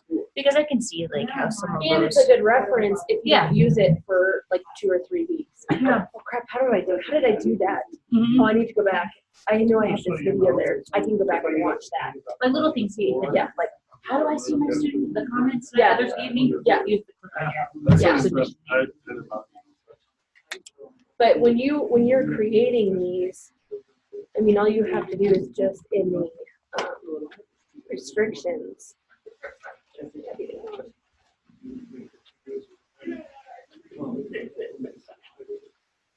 All right, you guys ready to make one of these? Well, I don't know, because you didn't have that timer going down. Is there a timer? I think we've exceeded by a couple minutes. We're used to having smart access. Teachers are the worst, you do know Add that, a don't you? restriction. I love, okay, Activity I was certain presenting date, at UB grade Tech or group, in Las so Vegas a there's few years number ago. of restrictions. Probably about 100 people on that. That's where you- And I'm talking about engaging students So it's- in learning. So I'm constantly going around the room. I'm making people do stuff. I am just like making people put their phones down. I'm like making groups talk to each other, making them work with each other, demonstrating these techniques that I'm trying to teach about social learning. And I had this one guy who just wouldn't participate with his group. He was like on his phone the whole time. And so I've been walking the walk, and everybody was talking to each other and engaging, and he was like off in the corner like this. And then we get to the end, and he's like, asks a question, and he says, so I just hate it when students are on their phones the whole time throughout the thing. Like, and you just said that, you know, if you engage them or whatever, and like, I couldn't even,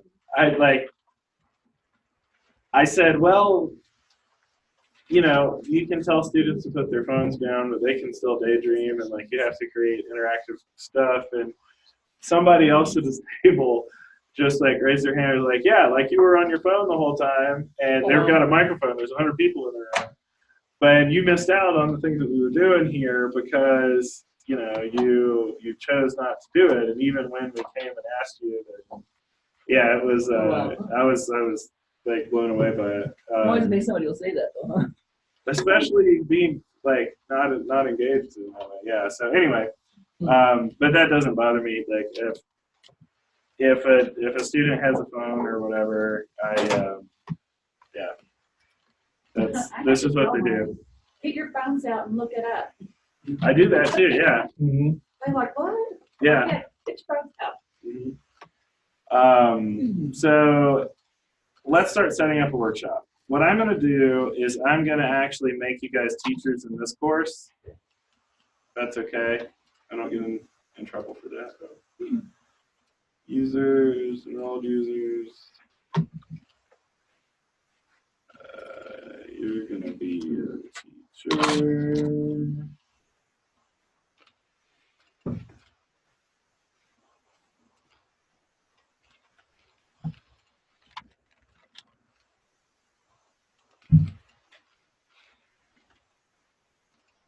Camille, that client admin lets you do stuff, right? Mhm.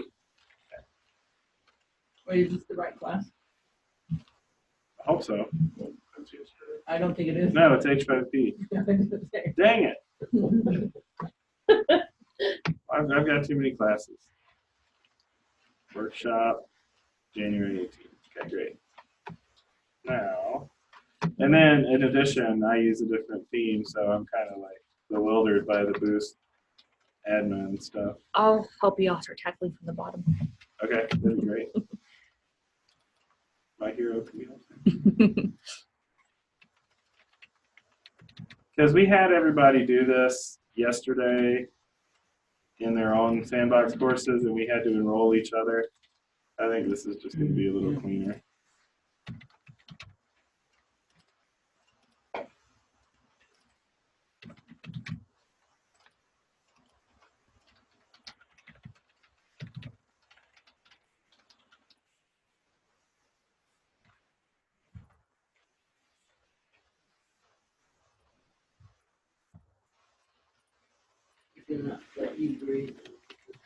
I should. You guys are going to go snipe each other's grades, aren't you? It's actually only like a terrifies me if I get a rubric.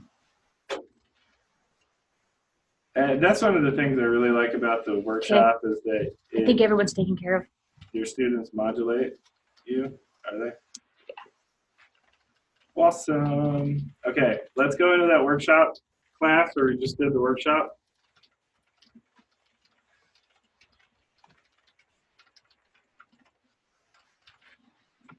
All right, I'm gonna count you guys off starting at 2. So 2, 3, 4, 5, 6, 7, 8, 9, 10. Go and title your topic, number, your name.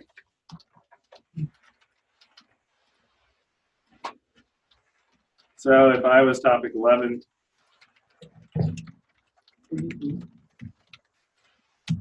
Yeah. Okay. you're 4, Liz. I can't remember that long, that's bad. Oh, boy. You have the attention span I of a was thinking about goldfish. Sesame What Street kind of a every title time. do we want here? Does it matter? So name? Just your name, yeah. So we Middle on the know. right. And make sure you turn editing on up there before you do that.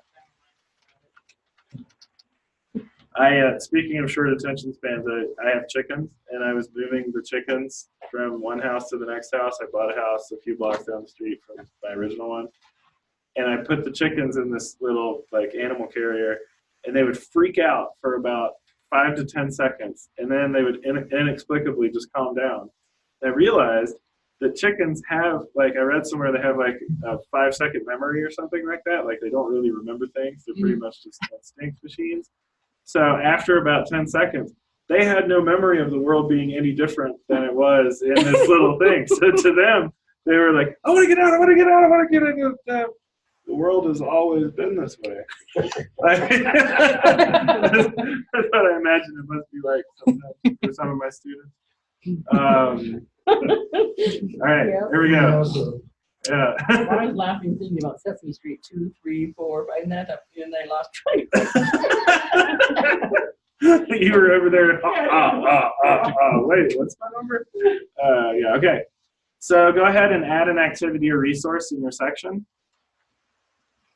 And choose workshop.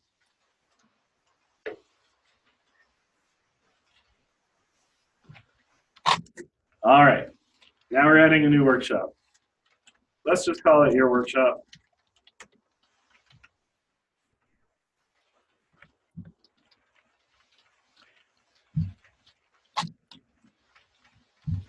So these other grading strategies are worth exploring, but I am teaching this session just for the rubric. because that's the way that we're going to do it. So rubric. You can choose to change your grade for submission to 100 or whatever, an assessment to 20 or 80 or whatever you like. That grading settings section is where that takes place. Submission settings section. This is where you put your instructions for submission. So what is your assignment? What should your students be doing? This is where I typed in, write a paragraph about yourself, explaining your family and your interests and those sorts of things. So go ahead and create a submission directive that other people in this classroom are going to participate in. Okay, so have them write something, whatever it is. Maybe how much you like Sesame Street, or something that you can make a rubric on. So anything that you want somebody else to participate in. Provide your bank account number. And password. Yeah, I know, it's accounting. Oh, here. This is my password in case you want to know.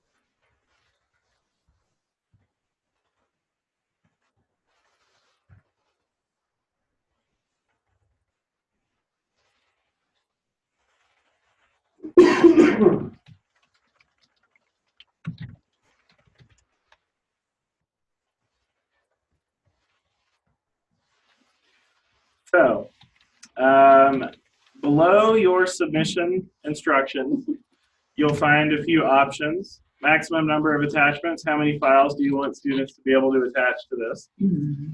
By default, they're going to have an open-ended attachment section, and they're going to have like the open-ended text section that you typed into, which is just web text. And then they're going to have a drag and drop lightbox where they can upload a file. That can be any kind of file unless you choose to restrict it. It could be a Word file, it could be a PowerPoint presentation, it could be a PDF, it could be an image, it could be a video, it could be whatever. But let's say that you're in accounting and you want only students to upload spreadsheet files. More specifically, you only want an Excel spreadsheet. You can make those choices here. So if you're going to have students evaluating each other's whatever spreadsheets you make, then you could have them just submit the spreadsheets, and then they'd be looking at each other's spreadsheets rather than a Word document. Same thing here. You could have, Google Docs or PowerPoint or whatever. But Workshop gives you the power to do that right here with submission attachment, allowed file types. That can go a long way to eliminating headaches down the road. Has anybody ever gotten a rich text file and they were expecting a Word file? It's the bane of the modern existence. So if you really wanted to prevent that, no problem. Just find your way down to, let's see, document files. Expand that. I think you should click in that expand before you I think I'm just stuck here. Hold on. No, it's not working for me either. We should be able to do that. It's working for me. I just clicked on document files before I checked it. Yeah. Okay, so just refresh the page if you run into that. And you only want that Word 2007.docx. You can click down and you can save changes. And that way, they're going to have to export it to a docx no matter what they're using. And you won't get rich text files or HTML files or pages files or whatever else. So that's a handy little tool. You can also choose to allow submissions after the deadline. We did not set up deadlines yet. I'll show you where that goes. Assessment settings. These are instructions for assessment. Here's the attached rubric to assess your peers. You can add whatever you'd like to in this instructions for assessment. I've seen teachers that like to say, make sure that you use the rubric well because you're going to be graded on how well you assess other people, or make sure that you remember to add open-ended feedback at the end, whatever you want them to do. You can put those instructions for assessment there.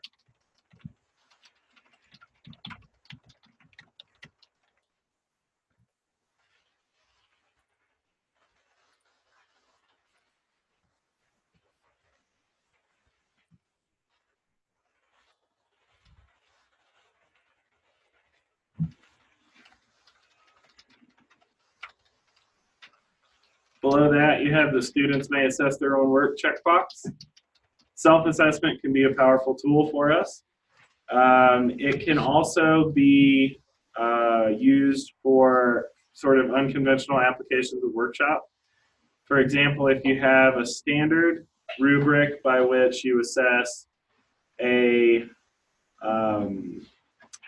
like a clinical video, for instance.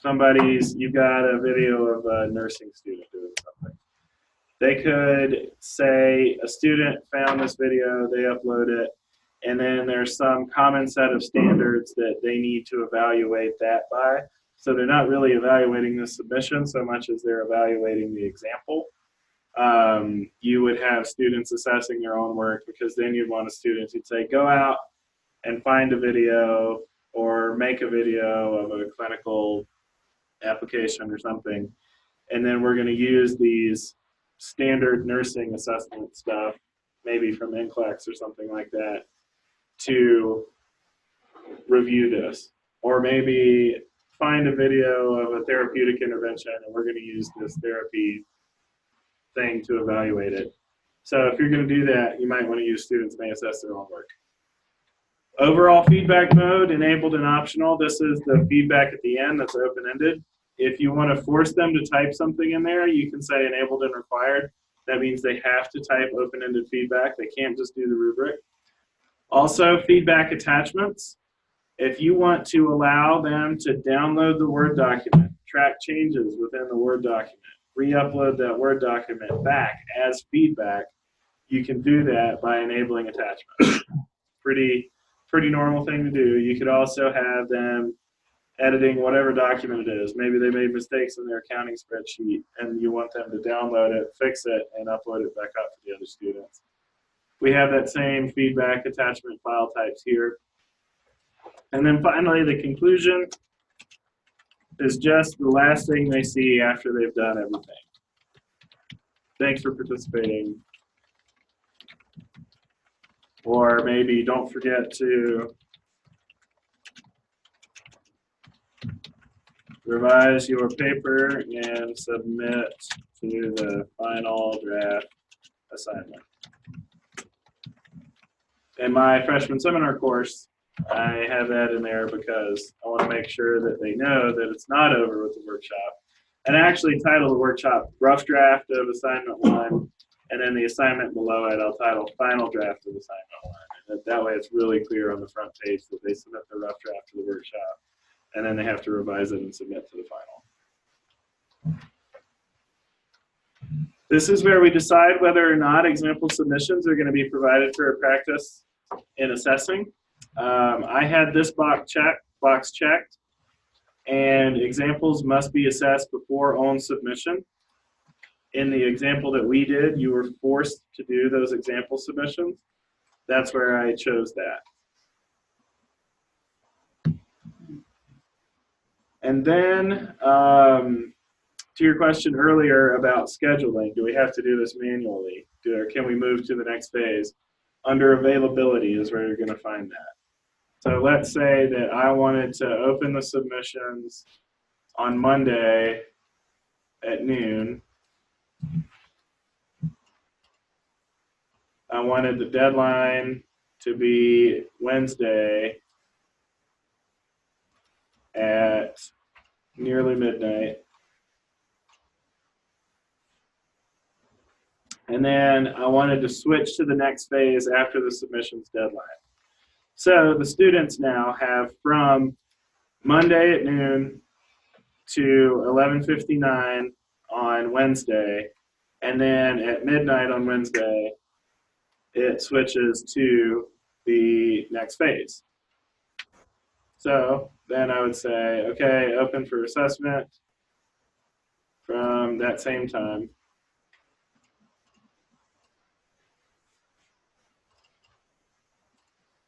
And the deadline for assessment is next Friday at 11:59. So that deadline is, that they did the assessment, or that they did the review of the others. That's correct. Yeah. So now I can essentially set it and forget it here, because the students, as long as I articulate to the students, this is when the deadline is for submitting, this is when the deadline is for assessing, this thing will just go. And then I would manually move it into the grading evaluation phase when I, the teacher, am ready to do that grading evaluation. So in this scenario, they have from Monday to Wednesday to submit the assignment, and then they have from Wednesday to Friday to evaluate each other. Pretty clear. I wish they had that for. I'm going to disable these. I want you guys to disable these because I want us to participate in each other's once we're done here. So make sure you uncheck those. These are settings common to Turnitin. If you enable Turnitin, these are the same settings that are within the regular Turnitin module that you'll find. I'm not going to spend time with that because it's got its own idiosyncrasies. You can also group students. So if you're using the groups and groupings function, and you have students grouped into cooperative learning groups, that's how I manage my 2-week group student groups. You can allocate along group lines. You can say, I want only people in your group to assess other people in your group. You would use that setting here. I don't want to get into groups and groupings right now, though, so we won't do that. So go ahead and save and display. Oh, you got to name it. Ryan's Workshop. Sounds like it should have elves in it. Ryan's Workshop. Oh, I didn't send a description.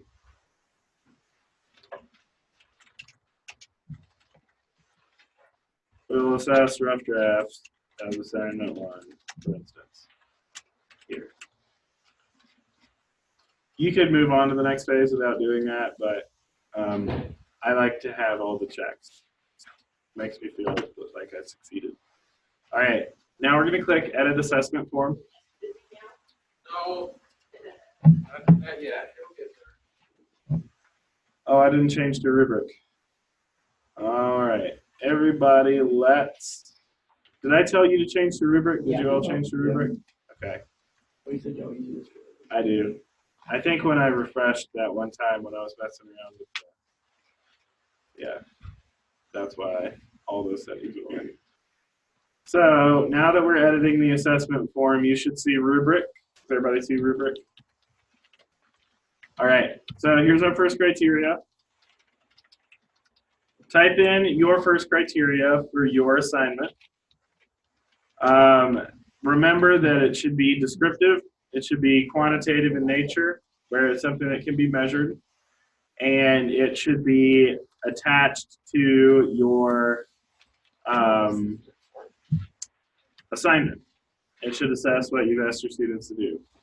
So, for example, when I did that write about yourself, my first criteria was a submission tells us the state and city where the author is from.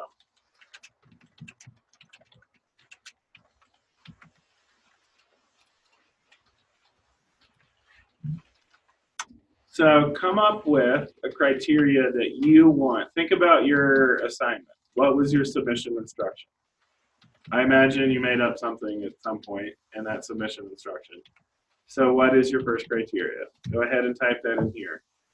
It may well be that it comes from some other thing. If you have a standard assessment, for example, for nursing, or if there's an accounting test that they need to know how to calculate a ROI or something, then that's what you would put here. This effectively calculates the ROI. Is there any way when you're doing this to keep your original thing there in place, you just have to have a copy of it someplace?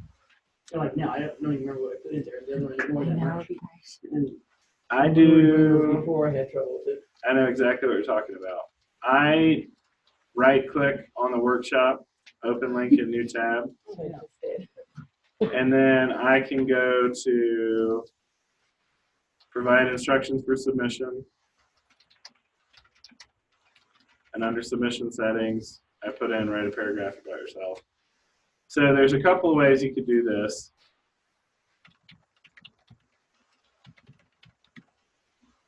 I use 2 separate monitors most of the time. So I would have one on one monitor and one on the other.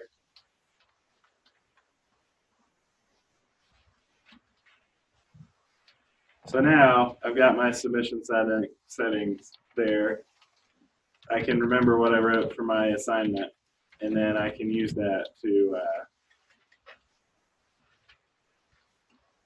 set up my criteria. Now, let's say that my levels are no place information included.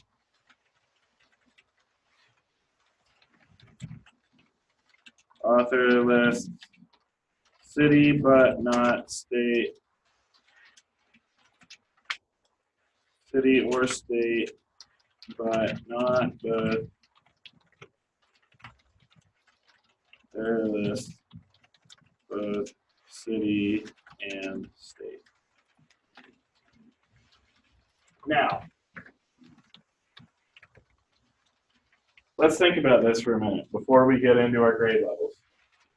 It seems like it makes a lot of sense to have 0 and 1 and 2. But what you have to ask yourself in making a rubric is what grade do you expect a student to get in terms of a percentage if this level is selected? What's my intention? So, should a student get a 50 if they list city or state, but not both? I don't think so. I think they should get like an 80, right? Because that's where my scale is.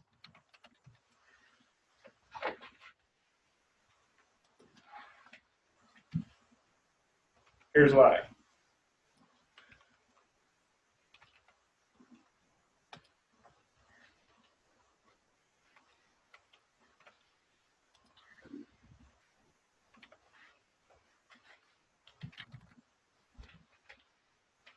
What do you guys notice about the scale? What's weird about it? Well, The increments are the same. That's right. Okay. Yeah. If I were to list this on a number line,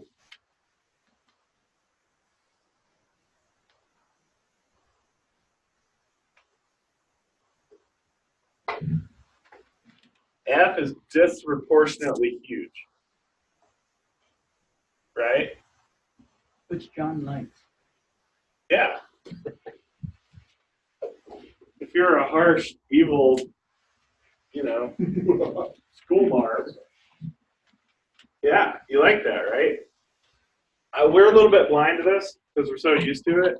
we tend not to think about it. But when you're making a rubric, it's very important that you align your rubric with the actual scale that you're going to grade on. If you want your student to come out with a percentage that's relevant to this scale, you have to respect that more than half, it's actually bigger than that, relatively. Like way down here, right? More than half of the scale is F. So if a student gets a 50% for listing this, they're getting an F. They're getting effectively a 0, a no credit. Because all of that space is just nothing. Why? I don't know. That's just how it works. So when we're making a grade scale, we need to make sure that in our rubric, we pay attention to where we want them to land. I want them to land at a B- in this particular area. And then I want them to land at an A+ if they identify both city and state. So what am I going to do? I'm going to give this a 10, and I'm going to give this an 8. So that way, they get an appropriate bump in the scale relative to that discrete task. Does that make sense to you guys? Let's try another criteria that's got a little bit more oomph to it.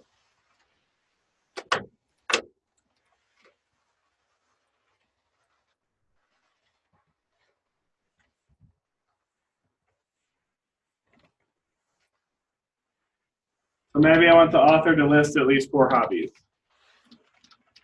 Whatever it is. Maybe I made an assignment about that Percy Shelley thing we did this morning. Author mentions at least 3 romantic poets, right?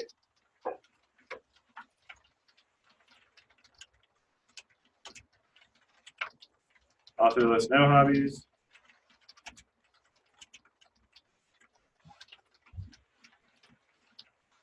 Author lists 1 hobby.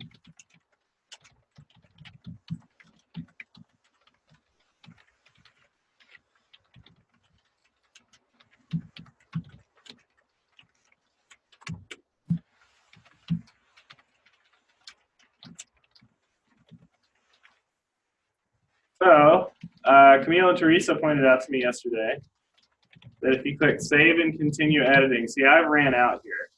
Author lists 4 hobbies. If I click Save and Continue Editing, I get more levels. This is what I was like so frustrated with when I was first figuring it out, putting it together. It's like, how do I get more? I need more spots. Save and Continue Editing. Trial and error. Yeah. Yeah. All right. So if you don't use a level, it just doesn't matter. that's correct. If you don't use the level, it's a not level. Yeah. We don't have add to more levels. Could you bring that to you? I had that as well. Now you have to save and continue editing. It used to. I must have no room. Blanks are 2 more criteria, but the levels within the criteria. Oh, I'm sorry. Okay. Yeah.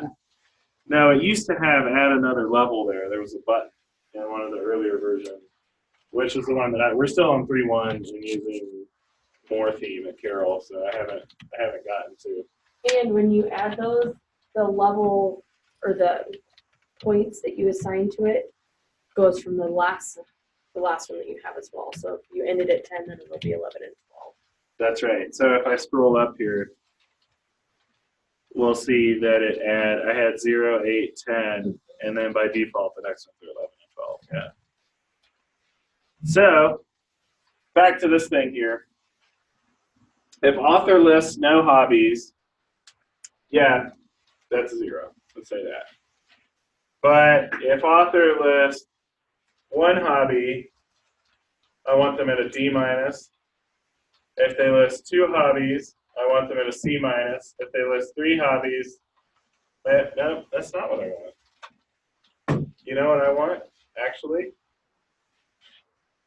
If they list 0, I want a D-.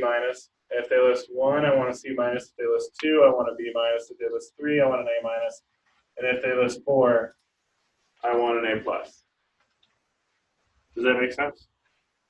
So I just took some time. I'm not saying that's the correct way to do it. I'm just saying that I've taken the time to make sure my expectations align with my grading scale. You're the teacher. You get to decide for yourself where they should land. So how I'm going to represent this intention here is I'm actually going to say there is no paper present.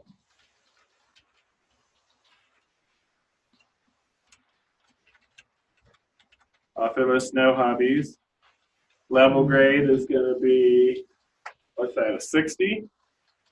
I give them a 6. Author list 1 hobby. We'll give that a 7. Author list 2 hobbies. We'll give that an 8. Author list 3 hobbies. We'll give that a 9. And author list 4 hobbies. We'll give that a 10. Any questions about how I'm aligning my rubric with this lettered grading scale? It's just very, very easy. I've seen people create rubrics and not take this into account, and when they deploy them, they say, why is everybody's grade so low? Did that happen to you? Oh, yeah. Yeah, you had students coming out with like 33% that got, graded at this level consistently. Like, they failed completely. You just got to make sure that your rubric lines up with what your expectations are on the other side. Because the great thing about Moodle and computers in general is that they always do exactly what you tell them to do. All right. Let's take this up another notch.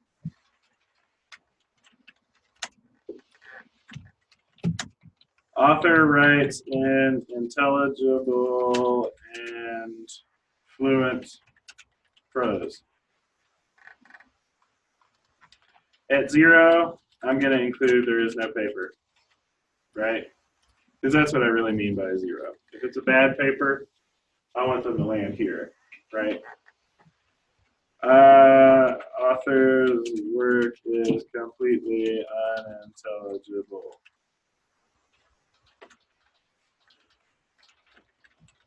Author's work is intelligible, but with multiple spelling and grammatical errors.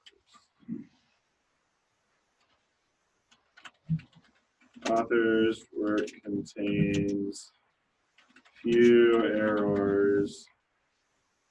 I'm going to click Save and Continue Editing. So I get a couple more of those levels for criterion 3.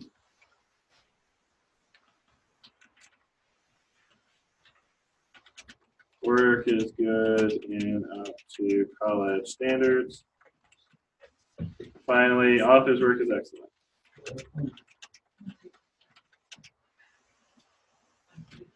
Excellent, groundbreaking prose with that. All right. This is more important to me than anything else, by far. So let's say that instead of completely unintelligible, this level right here, instead of 6, I'm going to give them a 12.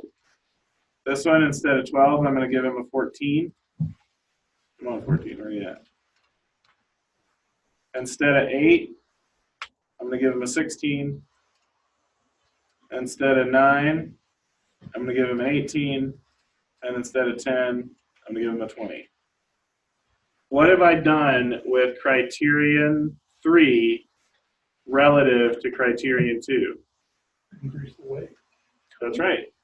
I've weighted the next criteria twice as much as I weighted the one before it, just by adjusting those point levels. So this one ends at 10. This one ends at 20. So in calculating the grade, this criterion is worth twice as much as this one. I did not do that in the example one that we did, but it's entirely possible that you might want to do that. It's also indexed to this thing up here. Because you notice there's that significant jump from 0 to 12 that covers all of the space for me. All right. How did you get more than, I thought I heard you, but I was. Yeah, more that's than- fine. More than 4 levels that it gives you. I don't Save and see- continue editing. So when I'm right here, let me go big here so we're just looking at this. So when I've got my thing here, if I click save and continue editing,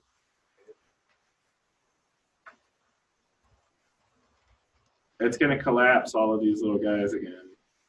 I happen to remember I was on criterion 3. It's added another 2 levels. So before, I didn't have levels there, but now it did. I still don't know how you did that. Click save and continue editing at the bottom. I want to add 2 more, or 1 more, 2, what I have.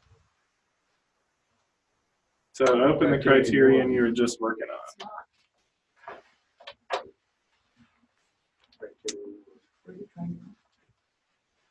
More levels for the grading. More than See, like, I'm the one that. Oh, I see. Scroll down. More like right. So we've got 2 sevens. It's not saving those. Yeah, change that one to 8 or 9 or something. What is it doing? Okay, there you go. Save and continue.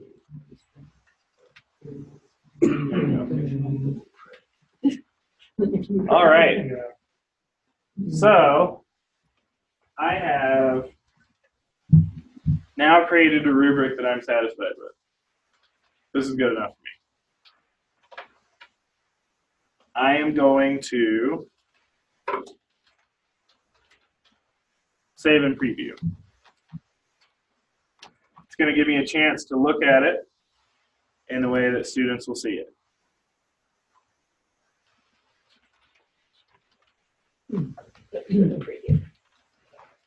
So now I can get a look at that rubric and I can say, okay, this went through, this saved, it's ready to go.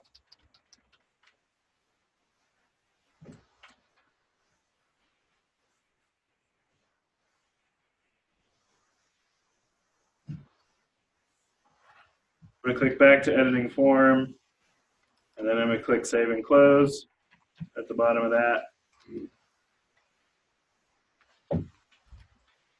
And now I've been given a check mark for editing the assessment form. All right, it's right there. Now I'm going to prepare the example submissions. Everybody caught up? Okay, to have one criterion. It is, yeah. The other thing that I would recommend moving forward as you use this multiple times is that to save yourself the trouble of making the rubric the second time, you just duplicate the workshop and move it down. Because then it'll bring the rubric along with you. You've already set it up. You've taken the time to make sure all this nonsense is straightened out. And then you can duplicate from the front page just by selecting the duplicate button. And then it'll duplicate another one. And maybe I wanted that to be, like I call this rough draft 1.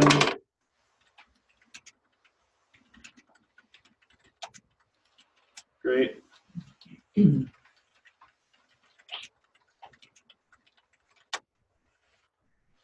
then I just drag it down into the next week, or the next cycle, the next section, wherever it needs to go. And that way, I don't have to go through the headache of making the rubric again. So I'm going to get back into editing my workshop. Let's prepare our example submissions. You can't click on this inexplicably, this is the only thing that's not a link in this list, is preparing the example submissions. But fortunately, it's right down here, example submissions. Click add example submission. And now this is where I typed those two submissions that you reviewed at the beginning of this session. Remember, there was the one bad one and the one good one, and you used that rubric. So add yourself an example submission.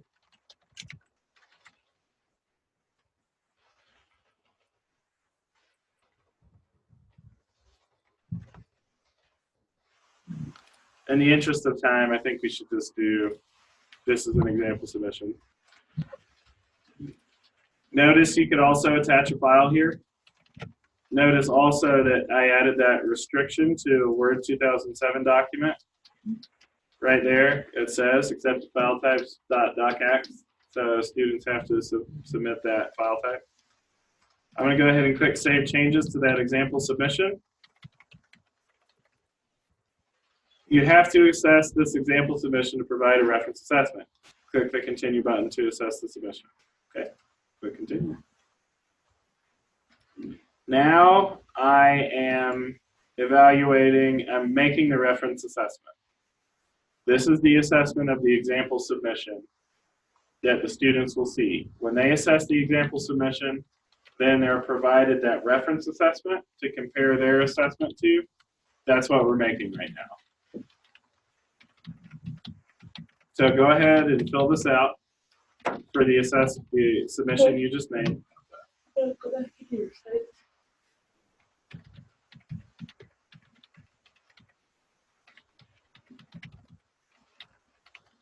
So assess it. You can add some open-ended stuff if you want, and then click Save and Close. Oh, wait a minute. I did require overall feedback.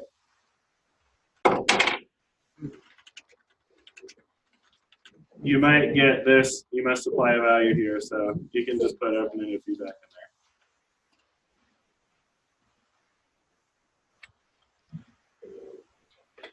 in there. And now we are ready to switch to the next phase.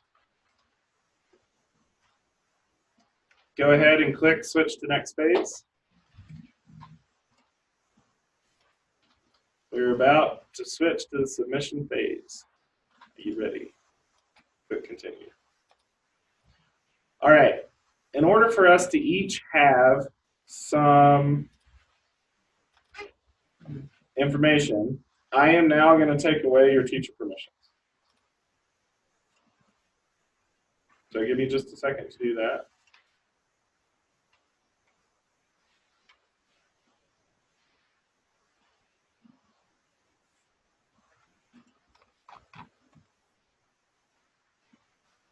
Make sure that you're in the submission phase. I don't want to have to come open up your submission phases for you.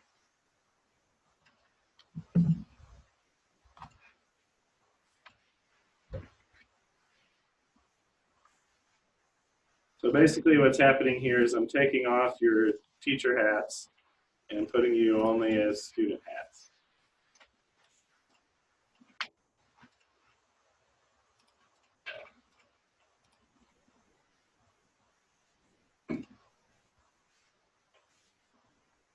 Should have called roll, there's enough in here.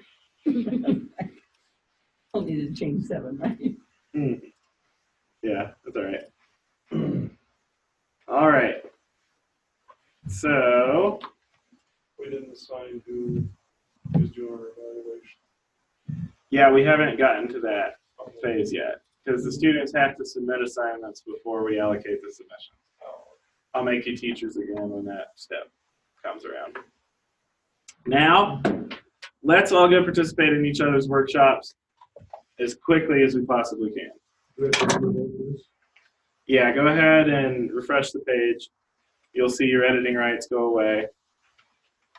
So start at the top, go participate in Kayla's, and you should see assess example submission.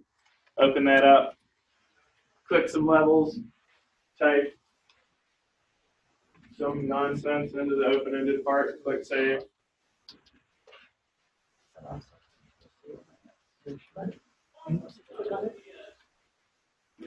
Can't. You have to go back.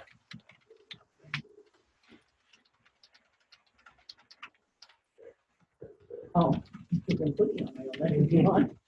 Okay. So, F and Kayla's, and you have to submit. You can start preparing your submission. It looks like you don't have to. All right, go ahead and just type something on anything.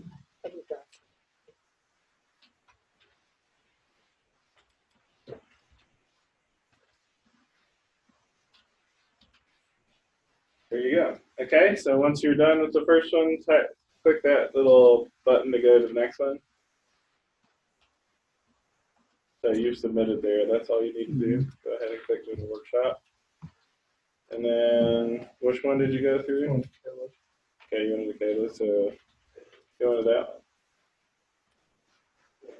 Start preparing your submission. So it only lets us reply once. Yeah, I was waiting for the next one.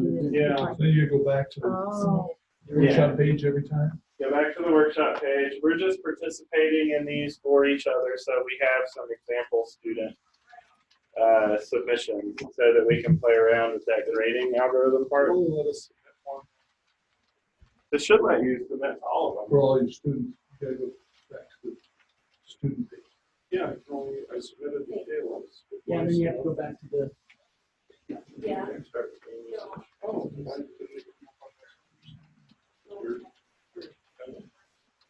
Just type some stuff in there. Give it the title. you want to submit in all of them? Yeah, okay. Because what we need is we need some dummy information in there so that we can grade, so that we can do grading allocation and all that. Tell you what, my information really is dummy information. That's fine. No problem. Am I supposed to go with the kids today? Yes.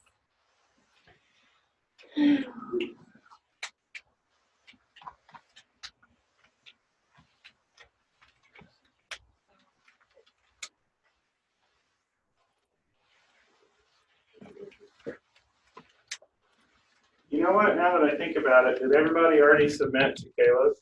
Yeah. Okay, let's use Kayla's, and then if we're all teachers, we can just use Kayla's. We don't have to do it for each one. I just realized that. So I will, as the teacher, go into Kayla's, and I will. Okay, we've got 6 submissions. Everybody submit to Kayla's. So all we got in here? Scroll up so we can see if we did. Oh yeah.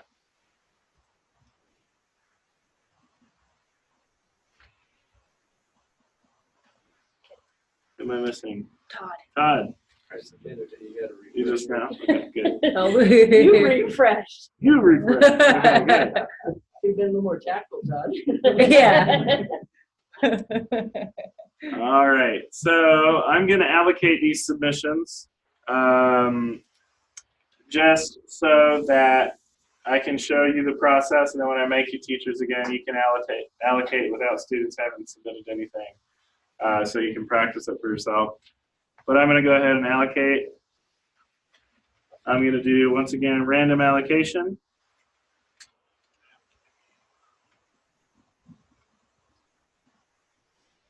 Three reviews per submission.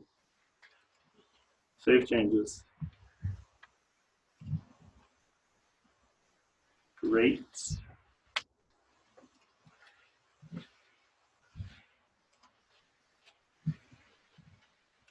And I'm going to switch to the assessment phase.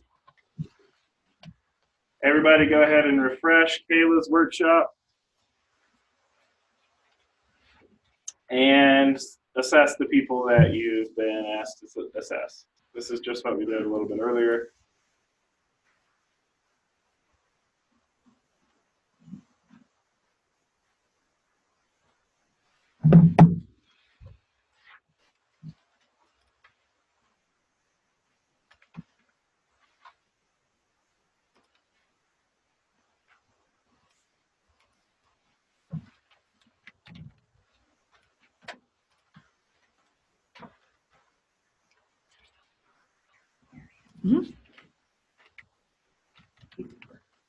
No, oh, actually, yeah, go ahead.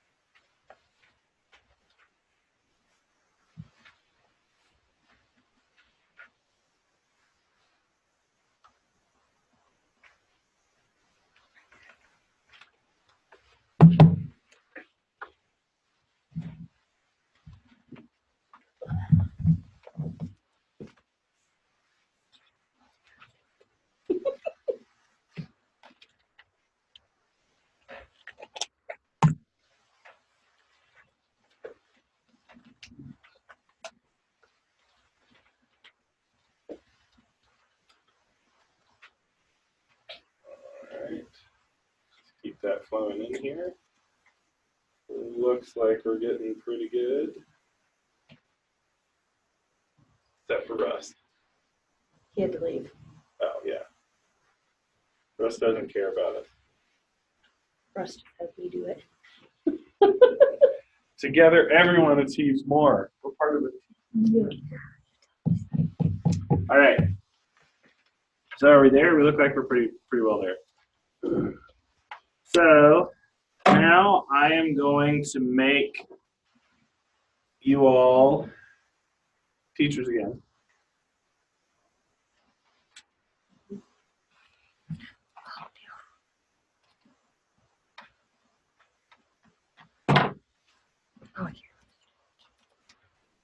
You want to start at the bottom again, Camille? Yep. I just hope I have better cooperation from my students, is all I can say.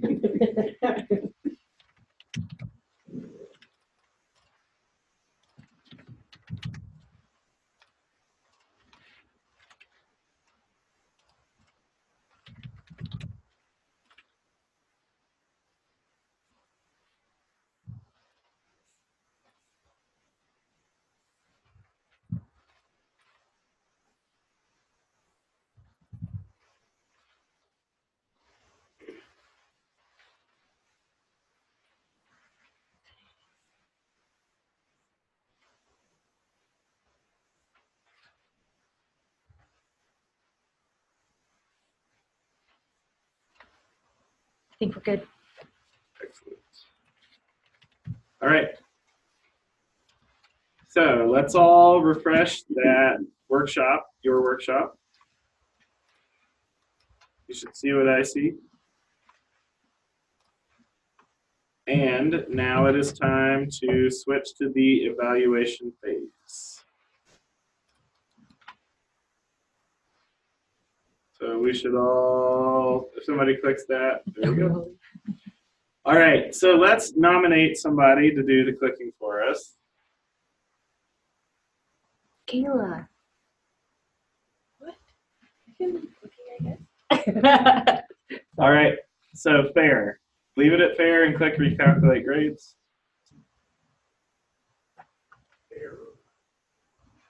Click recalculate grades, and let's see what we get. I'm just going to refresh the page. There we go. That's all pretty good.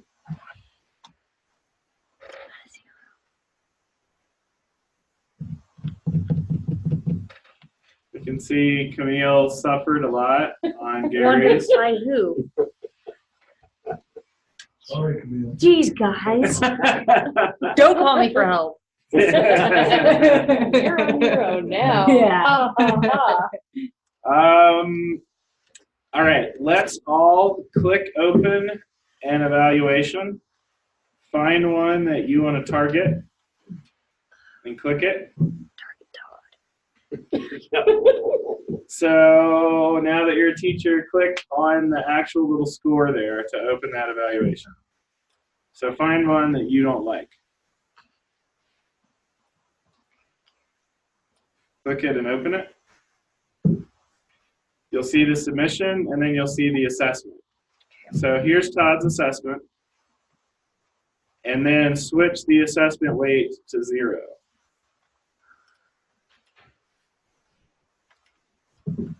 And then scroll down and click Save and Close.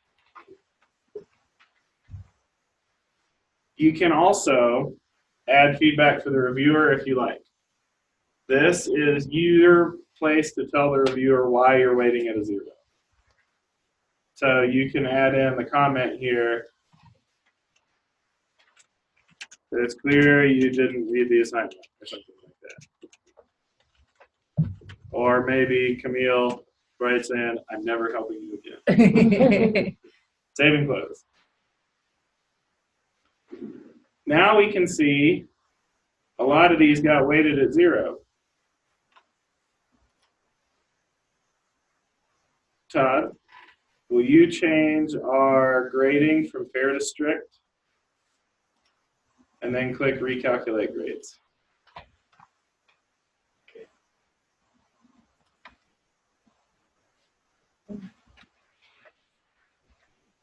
Very good. So now people's grades have been affected because we've all gone in and we've zeroed out some of these assessments. Oh, Camille's still doing. I know. So that's how you would calculate those grades. You can go in, if you want to give an assessment to someone, let's find someone that you didn't give an assessment to now. And click on the title of their submission. So if I want to assess Russ, I'll click The Cat is a Pain. So I'm going to go ahead and click that. And then you'll see the assessments other people have given. But I want you to just click Assess right here below The Cat is a Pain, or whatever submission you've chosen. Now give them your teacher assessment.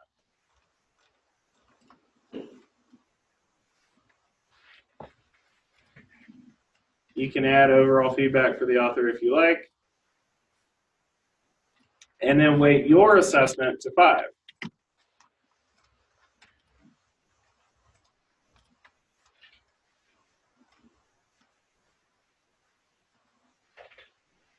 Everybody with me on this? No. Okay. I picked somebody that I didn't see. Pick Todd's that I hadn't done before, is what you're saying, right? Oh, wait, are we in the right one? Scroll up here. Oh, no, go back to, we're all working in K-List together. Oh, okay, So I thought you were open picking K-List. somebody else, okay. Yeah, so open that. We're in the grading evaluation phase. Scroll down and find one of these assessments that you did not assess. Okay. So Right. did you didn't give one to Todd, right? So click Todd Jones right here. Right. Oh, no, it looks like you already gave one for him. Scroll up. Oh, you did, yeah. See, there it is right there. Let's just navigate that. Or there. It's right. Great, yeah, so click on No, it's less than a mile away. You can walk your Yeah, house. that's right there. Give her an assessment, fill out that form. And then give your assessment weight, or a 10 or a 20 or whatever you want.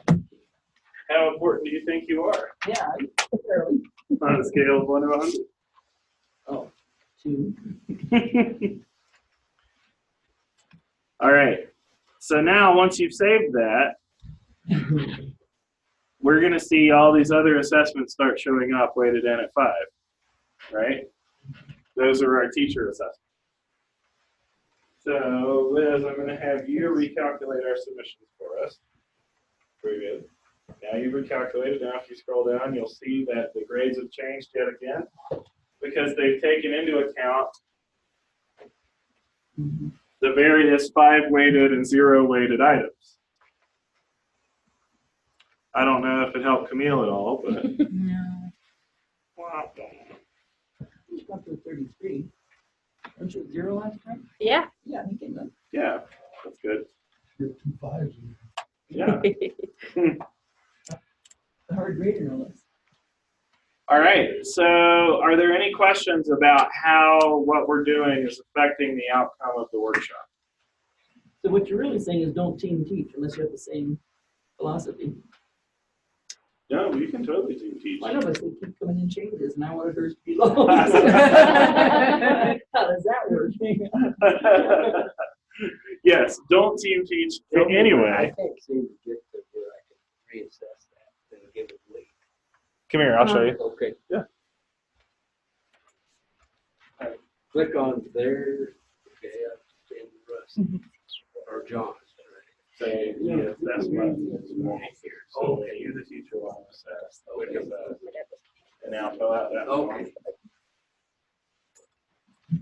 That's what I keep. And so I would say do this for every student on average. Assessment rates right there. So it might not be that much help the other day, but I did hear, yeah, I don't remember how we settled that Yeah, out. probably by the time I get to this class.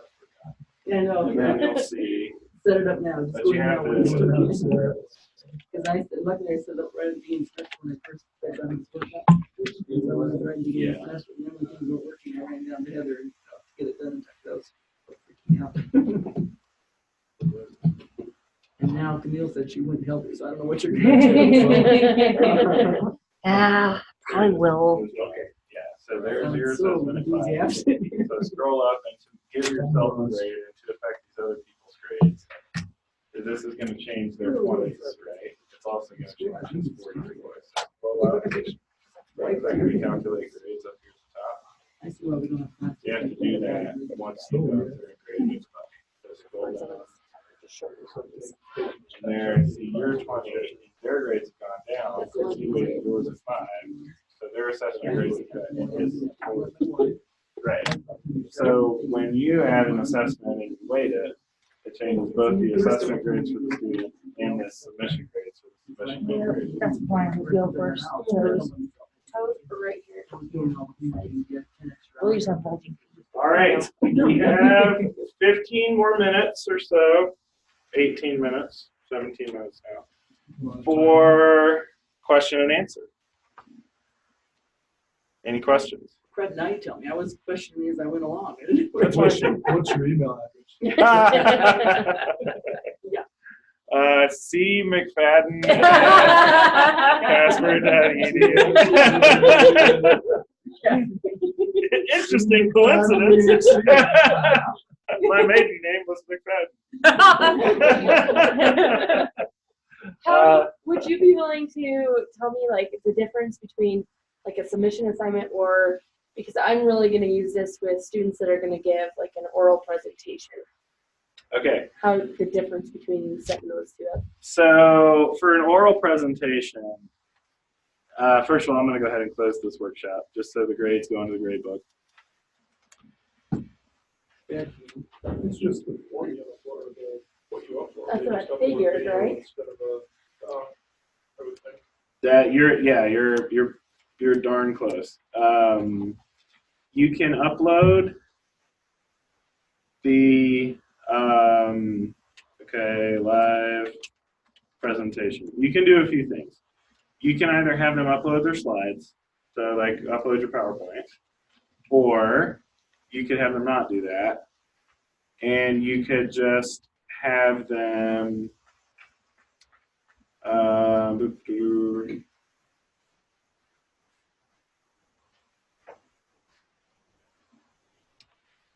so we'll say maybe here's upload slides,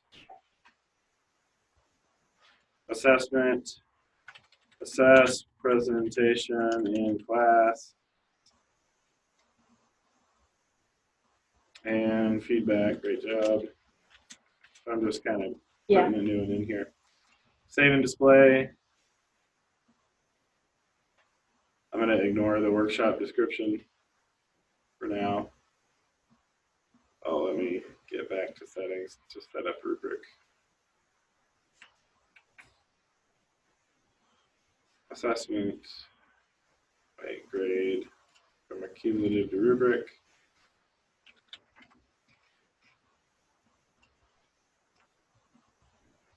I feel like I already did this.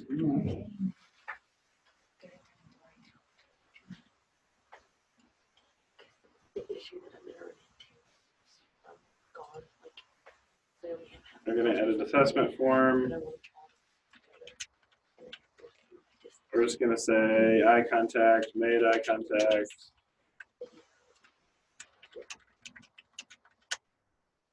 Maybe that's your one criteria, save and close. So I've just sort of burned through the setup phase there. Now, when I allocate, I can go ahead and allocate submissions. Random allocation.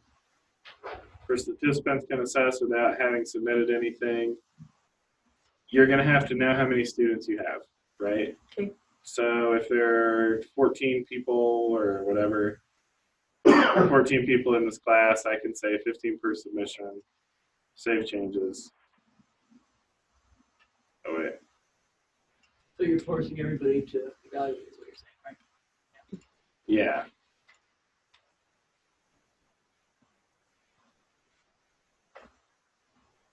Oh, you do need to have them submit at least something. You have to have them submit slides. But then you're going to allocate the whole class so that everybody in the class assesses everybody else in the class. Okay. And then when you're in this room live giving the presentation, you coach the students through, okay, open up the live presentation workshop. Billy's going to come up here and present. Click on Billy, assess Billy. Then they'll be presented with whatever rubric you made, and they would assess the live presentation as it happens. Yeah. So then That's what I had them do, is upload their slides. Mhm. It was just a trial one, and I was like, I don't know what to do now. And it was the day of, and I was Could like, you just have upload just like the name of their paper or something, just to, You could have them no, just to, anything. Yeah. That open-ended submission part, like where we typed in from wherever, you could just have them type in their name and have that be that. So. Yeah. just so you get them on board type thing. Right. Yeah. You just have to have something. Moodle has to think that there's something there for the student to submit or to assess. So this is kind of a hack, kind of using Workshop for something that the designers probably didn't think about, but there's no reason you can't do it. I use products and managers inconsistent with their labeling all the time. What else? Questions? So you have a group, go up and do a group presentation. How do you, there's 4 of them out of 16.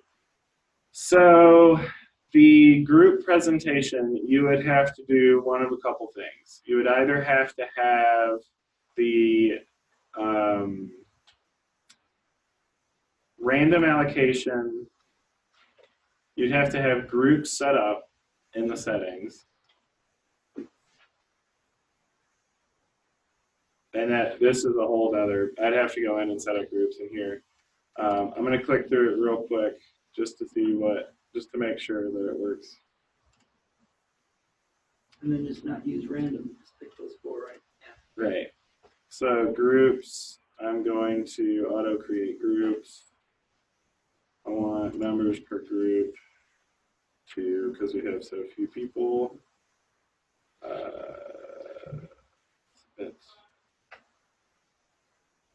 Okay. Oh, I could have put them in a grouping when I randomly created them too, but whatever. Pardon me for thinking out loud here.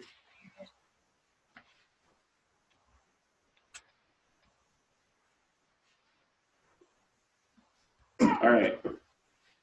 So what I just did there is I had groups. If I come and I look here at my groups, I randomly created groups. So Camille and Kayla are in a group together randomly. How did that randomly Yeah, I happen? know. Jenny and Jared, here. Dan and Teresa, et cetera, right? So we see that I've got these groups created. Then I created a grouping, which is a meta group, a group of groups. And I put all those groups in that grouping, grouping one. So now when I go back into the workshop that I created, Kayla's for instance,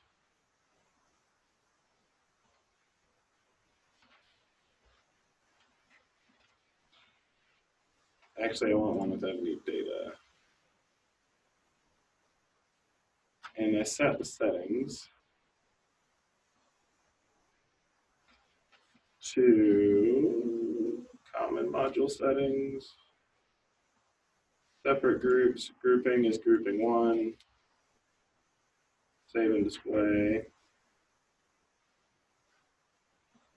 So now when I'm in the allocation phase,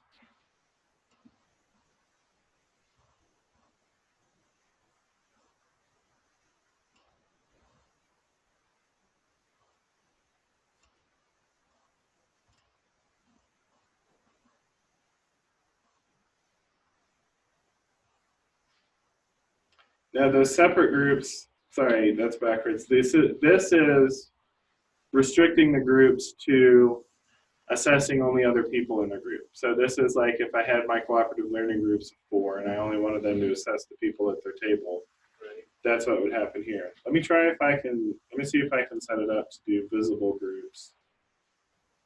That's what we could talk about that too. Yeah, Yeah, that would be your fix for that.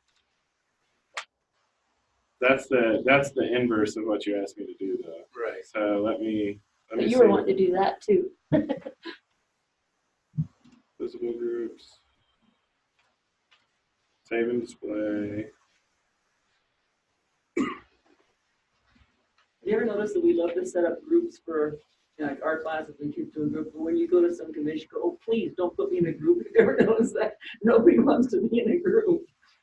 Prevent reviews by peers from the same group shows up. Then you'd be,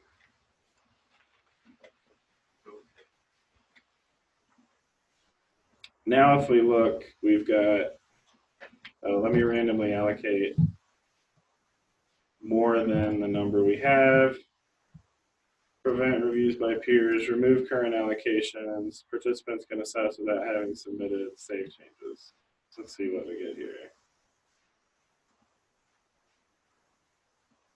Okay, so now each student is assigned to assess all of the other students that aren't in their groups. That doesn't take their assessment. They would have to still assess all 4 of the students in that group in the same way, so they would have to go through and fill out 4 assessments for every presentation.